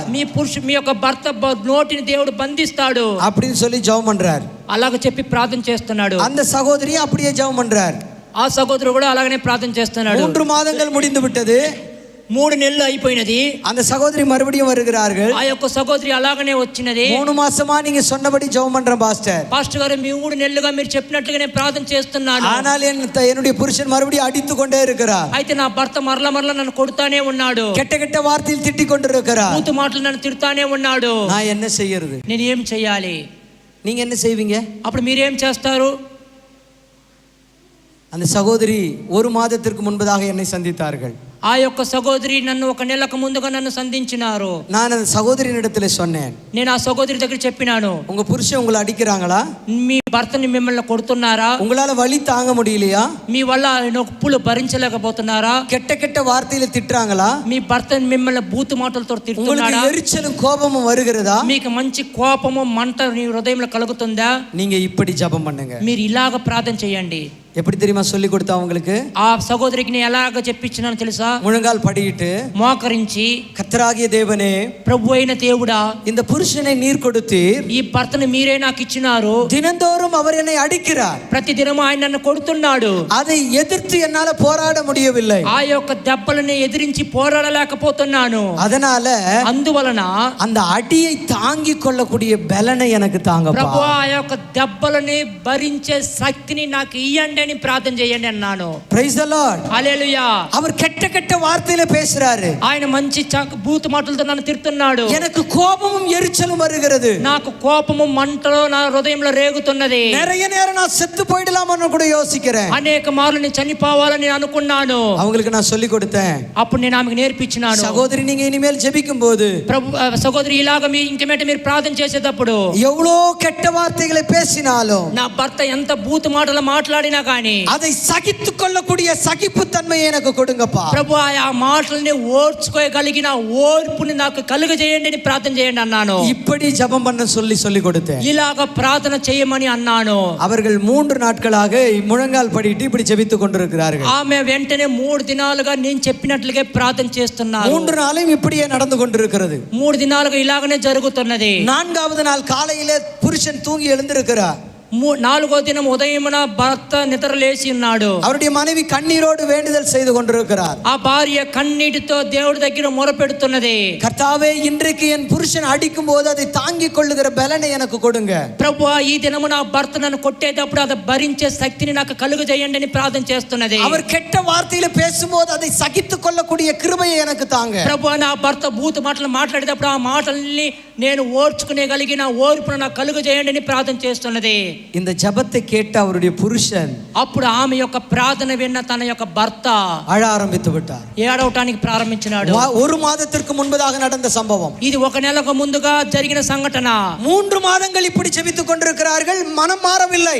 3 నెలలుగా ఇలాగా ప్రార్థించినారు కానీ అప్పుడు మారు మనసు పొందలేదు. 3 நாட்கள் தேவனுக்கு பிரியமானபடி ஜெபித்தார்கள். అయితే 3 రోజులు దేవుడికి ఇష్టంగా ప్రార్థన చేసినారు. கர்த்தர் அவருடைய புருஷனுடைய இருதயத்தை கர்த்தர் மாற்றி விட்டார். దేవుడు ఆమె భర్త యొక్క హృదయాన్ని మార్చివేసినాడు. அந்த புருஷன் சொன்னாரு, అప్పుడు ఆ భర్త చెప్పినాడు, எல்லாரும் அடிச்சா என்ன திட்டதானே செய்வாங்க எல்லா பொண்டாட்டியும், అందరు భార్యలు కొడితే మరలా కొడతారు, நீ மட்டும் ஏன் இப்படி ஜெபம் பண்ற? అది నువ్వు మాత్రం ఎందుకు ఇలాగ ప్రార్థన చేస్తున్నావు అని అడిగినాడు. அதுக்கு அந்த சகோதரி சொல்லி இருக்கிறாங்க, అందుకు ఆ సహోదరి ఇలాగ చెప్పినది, பிரதர் மோசஸ் சொன்னாரு எனக்கு, బ్రదర్ మోసెస్ గారు ఇలాగ నాకు చెప్పినాడు, நீ தேவனுக்கு பிரியமானபடி ஜெபம் பண்ணு, నువ్వు దేవునికి ఇష్టముగా ప్రార్థన చేయి. அதனால தான் நான் அப்படி ஜெபம் பண்ணேன். అందువల్ల నేను అలాగ ప్రార్థన చేసినాను. அந்த சகோதரன் சொன்னார், உடனே நான் மோசஸ் பிரதரை பார்க்கணும். అప్పుడు ఆ సహోదరుడు భర్త చెప్పినాడు, వెంటనే మోసెస్ గారిని చూడాలి. எனக்கு போன் வருகிறது, నాకు ఫోన్ వస్తున్నది. அந்த பிரதர் பேசுகிறார், பிரைஸ் தி లార్డ్ பிரதர், ஸ்தோத்திரம் பிரதர். ఆ భర్త బ్రదర్ మాట్లాడుతున్నాడు, ప్రైజ్ లార్డ్ బ్రదర్, వందనాల బ్రదర్ అని మాట్లాడుతున్నాడు. அந்த நம்பர் எனக்கு தெரியவில்லை, புது நம்பராக இருந்தது. ఆ నంబర్ నాకు తెలియలేదు, కొత్త నంబర్ గా ఉన్నది. நீங்கள் யார் என்று கேட்டேன். అప్పుడు నేను మీరు ఎవరని నేను అడిగాను. அப்பொழுது அந்த சகோதரன் சொன்னார், అప్పుడు ఆ సహోదరుడు చెప్పినాడు, ஸ்டெல்லா என்னுடைய மனைவி, ஸ்டெல்லா சகோதரியுடைய புருஷன் பேசுகிறேன் என்று నేను சொன்னார். స్టెల్లా సహోదరి యొక్క భర్తను మాట్లాడుతున్నాను అన్నాడు. இப்பொழுது நான் உங்களை பார்க்க வேண்டும் என்று சொன்னார். ఇప్పుడు నేను పాస్టర్ గారు మిమ్మల్ని చూడాలని అతను చెప్పినాడు. என்னுடைய ஆபீஸ்ல இருந்து உடனே கிளம்பி அவங்க வீட்டுக்கு போய்விட்டேன். నేను మా ఆఫీస్ నుంచి వెంటనే నేను అతని ఇంటికి బయలుదేరి వెళ్ళినాను. என்னை அவர் கட்டிக்கொண்டு அழ ஆரம்பித்து விட்டார். ఆయన నన్ను కౌగిలించుకొని ఏడవటానికి ప్రారంభించినాడు. நான் இத்தனை ஆண்டுகள் குடித்து வெறித்து என் மனைவியை அடித்து கொண்டிருந்தேன். ఇన్ని దినాలుగా నేను త్రాగి నా భార్యని దినం రోజు నేను కొడతానే ఉన్నాను. என் பிள்ளைகள் எல்லாம் என்னை கண்டு பயந்து எனக்கு முன்பதாகவே தூங்கிவிடும். నా బిడ్డలు నన్ను చూసి భయపడి నాకు ముందుగానే నిద్రపోతారు. ஆனால் என் மனைவி இன்றைக்கு பண்ண ஜெபத்தை நான் கேட்டேன். అయితే ఈ దినము నా భార్య చేసిన ప్రార్థన నేను విన్నాను. என்னை அடிக்கிற ஒருவர் நல்லா இருக்கணும்னு சொல்லி கிறிஸ்தவர்களை தவிர வேற யாராலும் வேண்டிக் கொள்ள முடியாது. முடியாது. నన్ను కొట్టేవారు బాగుండాలని ప్రార్థన చేసేవారు క్రైస్తవులు తప్పక ఈ లోకంలో ఎవరు ఉండలేరు. ஹalleluya. హల్లెలూయా. அந்த ஜெபம் என்னை மாற்றி விட்டது பிரதர். ఆ ప్రార్థన నన్ను మార్చివేసినది బ్రదర్ అని అతను అన్నాడు. அந்த சகோதரருக்கு நான் சுவிசேஷம் சொன்னேன். అప్పుడు ఆ సహోదరుడికి నేను సువార్తను ప్రకటించాను. கடந்த 3 வாரங்களாக சபையில் குடும்பத்தோடு வந்து கொண்டிருக்கிறார்கள். 3 వారాలుగా ఆ సంఘం ఆ కుటుంబం అందరూ ఆ యొక్క మా సంఘానికి వస్తున్నారు. குடிப்பழக்கத்தை விட்டு விட்டார். ఆ త్రాగుడు అలవాటును మానాడు. இன்றைக்கு பயங்கர தீவிரமாய் கர்த்தரை அறிகிற அறிவிலே வளர்ந்து கொண்டிருக்கிறார். ఇప్పుడు తీవ్రముగా దేవుని తెలుసుకునే ఒక జ్ఞానములో అతను ఎదుగుతున్నాడు. கர்த்தருக்கு சித்தமானால் அடுத்த முறை வரும்போது அவரை நான் கூட்டிக் கொண்டு வருகிறேன். దేవుని చిత్తమైతే రాబోయే కాలంలో ఇక్కడ నేను వచ్చేటప్పుడు అతన్ని తీసుకొని తోడుకొని వస్తాను. ஜெபம் எப்படி கேட்கப்பட்டது? ప్రార్థన ఎలాగ వినబడినది? கர்த்தருக்கு சித்தமானபடி ஜெபிக்க வேண்டும். దేవునికి చిత్తముగా మనం ప్రార్థన చెయ్యాలి. வேதம் சொல்லுகிறது, இயேசு கிறிஸ்து சொல்கிறார், உங்களை சபிக்கிறவர்களை ஆசீர்வதியுங்கள். యేసుక్రీస్తు ప్రభు చెప్తున్నాడు, మిమ్మల్ని శపించే వారిని మీరు ఆశీర్వదించండి. முடியுமா? ఆ వీలవుతుందా? கிறிஸ்தவங்களால முடியுமா? క్రైస్తవుల వీలవుతుందా? கிறிஸ்தவங்களால முடியல. క్రైస్తవుల వీలు కాలేదు. தான் குடும்பத்தில் இருக்கிறவங்களையே மன்னிக்க முடியல. తన కుటుంబంలో ఉన్న వారిని మనం క్షమించలేకపోతున్నాము. பக்கத்து வீட்டுக்காரனோட சண்டை, పక్కింటి వారితో గొడవలు, சபை விசுவாசிகளுக்குள்ளே அவன் வந்தா நான் பார்க்க மாட்டேன், நீ வந்தா நான் பார்க்க மாட்டேன், முதல்ல ஒதுக்கிறார்கள். సంఘంలో వాడు వస్తేనే రాను, వారు వస్తేనే రాను అని ఒక గొడవలు. பழைய ஏற்பாட்டிலே ஒருத்தனை சபிச்சா நீயும் திரும்ப சபிக்கணும். పాత నిబంధనలో ఒకరిని మనం శపిస్తే మనము కూడా శపించాలి. ஆனா இயேசு சொல்லுகிறார், சபிக்கிறவர்களை అయితే ஆசீர்வதியுங்கள். కొత్త నిబంధనలో యేసుక్రీస్తు చెప్తున్నాడు, శపించే వారిని ఆశీర్వదించండి అని. உங்க ஆசீர்வாதம் உங்க கையில தான் இருக்குது. అప్పుడు చూడండి, మీ యొక్క ఆశీర్వాదం మీ చేతిలోనే ఉన్నది. உங்களை யாராச்சும் திட்டுறாங்களா? మిమ్మల్ని ఎవరైనా తిడుతున్నారా? கர்த்தருக்கு ஸ்தோத்திரம், மிக்க நன்றி என்று சொல்லுங்கள். దేవునికి స్తోత్రం, చాలా సంతోషం అని చెప్పండి. முடியுமா உங்களால? మీ వల్ల అవుతుందా? நீங்கள் செய்து பாருங்கள். మీరు అలాగ చేసి చూడండి. அதற்குரிய பலனை தேவன் உங்களுக்காக செய்வார். దానికి తగిన ఫలితాన్ని దేవుడు మీకు ఇస్తాడు. உங்களை விரோதித்தவர்கள் தேடி வந்து பேசுவார்கள். మీ యొక్క విరోధులు మీ ముందుగా వచ్చి వెతికి వచ్చి మీతో మాట్లాడతారు. உங்களை அடிக்கிற புருஷன் நிச்சயமாக மனம் திரும்புவார். మిమ్మల్ని కొట్టే భర్తలు నిశ్చయముగా మారు మనసు పొందుకుంటారు. உங்களுடைய பிள்ளைகள் மனம் திரும்புவார்கள். మీ బిడ్డలు మారు మనసు పొందుకుంటారు. காரணம் என்ன? కారణం ఏమిటి? தேவனுக்கு ஏற்றபடி அவருடைய சித்தத்தை அறிந்து ஜெபிக்க வேண்டும். దేవునికి తగినట్లుగా ఆయన చిత్తాన్ని ఎరిగి ప్రార్థన చేయాలి. உங்களை ஆசீர்வதிக்கிறவர்களை ஆசீர்வதிப்பேன், మిమ్మల్ని ఆశీర్వదించే వారిని ఆశీర్వదిస్తాను. ஆபிரகாமுக்கு கர்த்தர் சொன்ன வாக்கு, உன்னை ஆசீர்வதிக்கிறவனை ஆசீர்வதிப்பேன். అబ్రహాముకు దేవుడు చెప్పిన వాగ్దానం, ஆசீர்வதிக்கிறவர்களை ஆசீர்வதிப்பேன், నువ్వు ఆశీర్వదించే వారిని నేను ఆశీర్వదిస్తాను, சபிக்கிறவங்களை శపించే వారిని శపిస్తాను. கர்த்தர் சபிப்பாரா அப்போ எல்லாரையும்? అప్పుడు దేవుడు అందరిని శపిస్తాడా? அப்புறம் நீங்க தானே சொல்றீங்க சபிக்கிறவங்களை சபிப்பேன்னு. అప్పుడు మీరు దాన్ని చెప్తున్నారు, శపించే వారిని శపిస్తానని. அந்த வசனத்தை மட்டும் பாருங்க தயவு செய்து, நான் முடித்து விடுகிறேன். ఆ వాక్యాన్ని మాత్రం మీరు చదవండి. ஆதியாகமம் 12వ అధ్యాయం 2వ వచనం. ఆదికాండం 18 18 దనయ్యా. ఆ ఆదికాండం 12వ అధ్యాయము 2వ వచనము.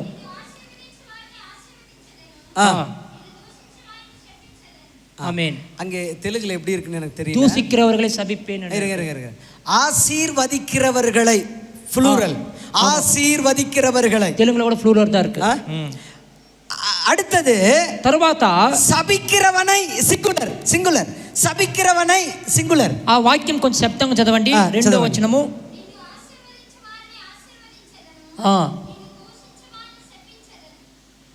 అది మొదటిగా ఆశీర్వదించే వారిని అని ఉంది. రెండోదిగా దూషించే వాడు ఉందా, వారు ఉందా? ஆசீர்வதிக்கிறவர்களை ஆசீர்வதிப்பேன், మిమ్ను ఆశీర్వదించే వారిని ఆశీర్వదిస్తాను తమిళ్లో ఉంది. கவனியுங்கள். చూడండి, நான் மோசஸ் இங்கே இருக்கிறேன், నేను మోసెస్ ఇక్కడ ఉన్నాను, நீங்க எல்லாரும் என்னை ஆசீர்வதிக்கிறீங்க, మీరందరూ నన్ను ఆశీర్వదిస్తున్నారు. தேவன் பார்க்கிறார், దేవుడు చూస్తున్నాడు, உங்க எல்லாரையும் அவர் ஆசீர்வதிக்கிறார். మిమ్మల్ని అందరినీ దేవుడు ఆశీర్వదిస్తున్నాడు. நீங்க எல்லாரையும் என்ன சபிக்கிறீங்க, మీరందరూ నన్ను శపిస్తున్నారు. இப்ப கர்த்தர் என்ன செய்வார்? అప్పుడు దేవుడు ఏం చేస్తాడు? சபிக்க மாட்டார். దేవుడు శపించుడు. அதனாலதான் இந்த வார்த்தை எழுதப்பட்டிருக்கிறது. అందువలనే ఆ మాట రాయబడినది, சபிக்கிறவனை சிங்குலர், శపించే వాడిని అని తమిళ్లో ఒక్క వ్యక్తిని గురించి రాయబడింది. கர்த்தருடைய பிள்ளைகளை சபிக்கிறது ஒரே ஒரு ஆளுதான். దేవుని బిడ్డల్ని శపించే వాడు ఒకే ఒక వ్యక్తి, பிசாசு மட்டும்தான். అది అపవాది మాత్రమే. பிசாசு மட்டும்தான் தேவனுடைய பிள்ளைகளை சபிப்பான். అపవాది మాత్రమే దేవుని బిడ్డల్ని శపిస్తాడు. பிசாச கர்த்தர் சபிப்பான். అప్పుడు పిశాసు అపవాదిని దేవుడు శపిస్తాడు. புரியுதா அந்த வசனத்தினுடைய அர்த்தம் உங்களுக்கு? మీ యొక్క వాక్యం యొక్క అర్థం మీకు అర్థమవుతుందా? இந்த உலகத்துல ஒருவரையும் கர்த்தர் சபிக்க மாட்டார். ఈ లోకంలో ఒక్కడిని కూడా దేవుడు శపించడు. சபிக்கிறவர்களை ஆசீர்வதியுங்கள். అయితే మీరు శపించే వారిని మీరు ఆశీర్వదించండి. நாம செய்வோமா? అలాగ మనం చేద్దామా? செஞ்சு பாருங்களேன். చేసి చూడండి. உங்க வாழ்க்கையில செஞ்சு பாருங்களேன். మీ జీవితంలో చేసి చూడండి. நிச்சயம் உங்க வாழ்க்கையில ஆசீர்வாதத்தை பெற்றுக்கொள்ள முடியும். ఖచ్చితంగా మీ ఆశీర్వాదం మీ జీవితంలో మీరు పొందుకోగలుగుతారు. உங்கள் ஆசீர்வாதத்துக்கு தடையா இருக்கிறது எது தெரியுமா? మీ ఆశీర్వాదానికి అడ్డుగా ఉండేది ఏంటి తెలుసా? இயேசு கிறிஸ்து சொன்னவைகள் எல்லாம் நாம் பிரசங்கிக்கிறோம். యేసుక్రీస్తు చెప్పినదంతా మనం ప్రసంగిస్తున్నాము. பிரசங்கங்களை கேட்கிறோம். ఆ ప్రసంగాన్ని వింటున్నాము. ஆனால் அதன்படி நாம் வாழ்வதில்லை. అయితే దాని ప్రకారం మనం జీవించటం లేదు. அதுதான் நம்ம ஆசீர்வாதத்துக்கு தடையா இருக்கு. అదే మన ఆశీర్వాదానికి అడ్డుగా ఉన్నది. நீங்கள் வாழ்ந்து பாருங்கள். మీరు అలాగ జీవించి చూడండి. வாழ ஆரம்பியுங்கள். జీవించడానికి ప్రారంభించండి. கர்த்தருடைய அளவில்லாத ஆசீர்வாதம் உங்கள் வாழ்க்கையில வந்து சேரும். దేవుని యొక్క పట్టజాలని ఆశీర్వాదం మీ జీవితంలో వస్తుంది. எத்தனை பேருக்கு ஆசீர்வாதம் வேணும்? ఎంతమందికి ఆశీర్వాదం కావాలి? Praise the Lord. ఆమేన్. கர்த்தர் சொன்னபடி வாழ பழகுங்கள். దేవుడు చెప్పినట్టుగా జీవించడానికి చూడండి. ஒரு நிமிஷம் கண்களை மூடி முழங்கால் படியிடலாமா? ఒక్కసారి కన్నులు మూసుకొని మనం అందరం కలిసి మోకరిద్దామా? ஒரு நிமிஷம் நாம் முழங்கால் படியிடுவோம். మనం అందరం కలిసి మోకరిద్దాము. முழங்கால் படிட்டு என்னோடு கூட இந்த ஜெபத்திலே கலந்து கொள்ளுங்கள். మీరు మోకరించి నేను చేసే ప్రార్థనలో మీరు ఏకీభవించండి. பரிசுத்தமுள்ள தெய்வமே, పరిశుద్ధం కలిగిన దేవా, நீர் ஒருவரே தெய்வம் என்பதை நாங்கள் விசுவாசிக்கிறோம். మీరు ఒక్కరే మా దేవుడని మేము విశ్వసిస్తున్నాము. நீர் எங்களுக்கு சகல ஆசீர்வாதத்தையும் வைத்திருக்கிறீர் என்று விசுவாசிக்கிறோம். ప్రభువా, మీరు మా కొరకు సమస్త విధమైన ఆశీర్వాదం ఉంచి ఉన్నారని మేము విశ్వసిస్తున్నాము. ஆசீர்வாதத்துக்கு தடையாய் இருக்கிற எல்லா காரியங்களையும் கர்த்தாவே நீர் எங்கள் வாழ்க்கையிலிருந்து அகற்றி போடும்படி காய்ச்சபிக்கிறோம். ప్రభువా, ఆశీర్వాదంకి అడ్డుగా ఉన్న సమస్త కార్యములను మా జీవితంలో నుంచి మీరు తీసివేయాలని మేము ప్రార్థిస్తున్నాము. கர்த்தாவே என்னுடைய வாழ்க்கையிலே நீர் வைத்திருக்கிற ஆசீர்வாதத்தை எனக்கு தாரும். ప్రభువా, నా యొక్క జీవితంలో మీరు నా కొరకు ఉంచిన ఆశీర్వాదాన్ని మాకు ఇవ్వండి. கர்த்தாவே உம்மை தவிர எனக்கு வேறே கதி இல்லை. ప్రభువా, మీ కొరకు మేము వేడుకుంటున్నాము. நான் உம்மை மாத்திரம் நம்பி இருக்கிறேன். మేము మిమ్మల్ని మాత్రమే నమ్మి ఉన్నాను. நீர் என்னை ஆசீர்வதியும். మీరు నన్ను ఆశీర్వదించండి. நீர் என்னை ஆசீர்வதியும். మీరు నన్ను ఆశీర్వదించండి. நீர் என்னை ஆசீர்வதித்தால் ஒழிய உம்மை விட்டு போவதில்லை. మీరు నన్ను ఆశీర్వదించకపోతే నేను మీ వద్ద నుంచి వదిలిపోను, మిమ్మల్ని వదిలిపోను. என் குடும்பத்தை ஆசீர்வதியும். నా కుటుంబాన్ని ఆశీర్వదించండి. உமக்கு சித்தமானபடி வாழ எனக்கு உதவி మీ செய்யும். చిత్తం ప్రకారం జీవించడానికి మాకు సహాయం చేయము. கர்த்தாவே உம்மை மாத்திரம் நான் நம்பி இருக்கிறேன். ప్రభువా, నేను మిమ్మల్ని మాత్రం నమ్మి ఉన్నాను. யாரெல்லாம் இப்படி ஒப்பு கொடுக்கிறீர்களோ ఎవరెవరు ఇలాగ దేవుడి దగ్గర అప్పగించుకుంటున్నారు, நிச்சயம் கர்த்தர் செய்வார். నిశ్చయముగా దేవుడు చేస్తాడు. ஏனென்றால் அவர் ஜீவன் உள்ள தெய்வம். అందరూ మన దేవుడు జీవం కలిగిన దేవుడు. இப்படியாக ஒரு பக்தன் பாடுகிறார். దేవుడు చూస్తున్నాడు. இப்படியாக ஒரு பக்தன் பாடுகிறார். ఇలాగ ఒక భక్తుడు ఇలాగ పాడుతున్నాడు. நம்முடைய தெய்வம் பேசாத கல்லோ மண்ணோ கிடையாது. మన దేవుడు మాటలాడిని రాయో చెట్టో కాదు. அவருடைய காது செவிட்டு காது அல்ல. ఆయన చెవు ఒక మందమైన చెవు కాదు. அவருடைய கண்கள் குருடாக்கப்பட்ட நிலையில் இல்ல. ఆయన కళ్ళు గుడ్డి కళ్ళులు కావు.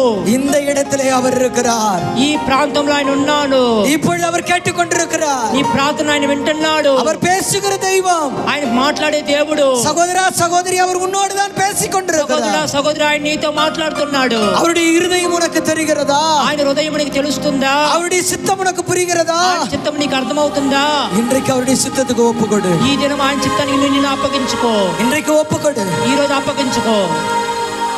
பேசும் தெய்வம் நீ, பேசாத கல்லோ மரமோ நிரல்ல. பேசும் தெய்வம் நீ, என்னை படைத்தவர் நீ, என்னை வளர்த்தவர் நீ, என்னை படைத்தவர் நீ, என்னை வளர்த்தவர் நீ. என் பாவம் போக்கி என்னை குணமாக்கி என்னோடு இருப்பவர் நீ. என் பாவம் போக்கி என்னை குணமாக்கி என்னோடு இருப்பவர் நீ. இயேசுவே இயேசுவே இயேசுவே இயேசுவே பேசும் தெய்வம் நீ பேசாத கல்லோ மரமோ நிழல்ல பேசும் தெய்வம் நீ என்னை படைத்தவர் நீ என்னை வளர்த்தவர் நீ என்னை படைத்தவர் நீ என்னை வளர்த்தவர் நீ என் பாவம் போக்கி என்னை குணமாக்கி என்னோடு இருப்பவர் நீ என் பாவம் போக்கி என்னை குணமாக்கி என்னோடு இருப்பவர் நீ இயேசுவே இயேசுவே இயேசுவே இயேசுவே பேசும் தெய்வம் நீ பேசாத கல்லோ மரமோ நிழல்ல பேசும் தெய்வம் நீ அவர் பேசுகிற தெய்வம் ఆయన మాట్లాడే దేవుడు அவர் பேசுகிற தெய்வம் ఆయన మాట్లాడే దేవుడు சகோதரா சகோதரியே సహోదరుడా సహోదరి அவர் உன்னோடு தான் பேசுகிறார் ఆయన నీతోనే మాట్లాడుతున్నాడు அவருக்கு சித்தமானபடி ஜெபிக்கிறாயா ఆయనకి చిత్తం ప్రకారం அவருடைய சித்தமானபடி நடக்கிறாயா ఆయన చిత్తం ప్రకారం నడుచుకుంటున్నావా அவருக்கு சித்தமானபடி உன்னுடைய வாழ்க்கை இருக்கிறதா ఆయన చిత్తమైనది నీ జీవితంలో ఉన్నదా எதெல்லாம் தடையா இருக்கிறதோ ఏమేమి నీకు అడ్డుగా ఉన్నాయో இன்றைக்கு நீக்கி போடுங்க ఈ రోజు తొలగి వేయిపోతుంది இன்றைக்கு நீக்கி போடுவீர்களானா ఈ రోజు మీరు దాన్ని తొలగించినట్లయితే வாக்கு கடங்கா பெருமூச்சுகளோடு நமக்காய் வேண்டுதல் செய்கிற பரிசுத்த ஆவியானவர் ఆ సఖ్య వాక్కుకి సఖ్యము కాని గొప్ప మూలుగులతో మీ కొరకు పరిశుద్ధాత్మ దేవుడు దగ్గర మొరపెడుతున్నాడు உன்னுடைய ஜெபம் பரலோகத்தில் கேட்கப்படும் అప్పుడు దేవుడు మీ కొరకు ప్రార్థన చేసినప్పుడు పరలోకంలో ప్రార్థన వినబడుతుంది உன்னுடைய வேண்டுதல் பரலோகத்துக்கு எட்டப்படும் నీ యొక్క విన్నపాలు పరలోకంలో వినబడుతుంది அப்பொழுது கர்த்தர் தீவிரமாய் உனக்கு உதவி செய்வார் అప్పుడు దేవుడు తీవ్రముగా నీకు సహాయం చేస్తాడు உன்னுடைய வாழ்க்கையை ஆசீர்வதிக்கவே விரும்புகிறார் నీ యొక్క జీవితాన్ని ఆశీర్వదిస్తున్నాను అంటాడు கர்த்தர் உன்னை ஆசீர்வதிக்க விரும்புகிறார் దేవుడు నిన్ను ఆశీర్వదించడానికి ஒப்பு సిద్ధంగా கொடுப்பாயா ஒப்பு கொடுப்பாயா అప్పగిస్తావా దేవుడికి ஒப்பு నిన్ను? கொடுப்பாயா అప్పగిస్తావా தேவனுடைய கரத்தில் ஒப்பு கொடுங்க దేవుడి చేతిలో నిన్ను అప్పగించుకో கர்த்தர் உங்களை ஆசீர்வதிப்பார் దేవుడు నిన్ను ఆశీర్వదిస్తాడు ஹalleluya హల్లెలూయా praise the Lord ఆమేన్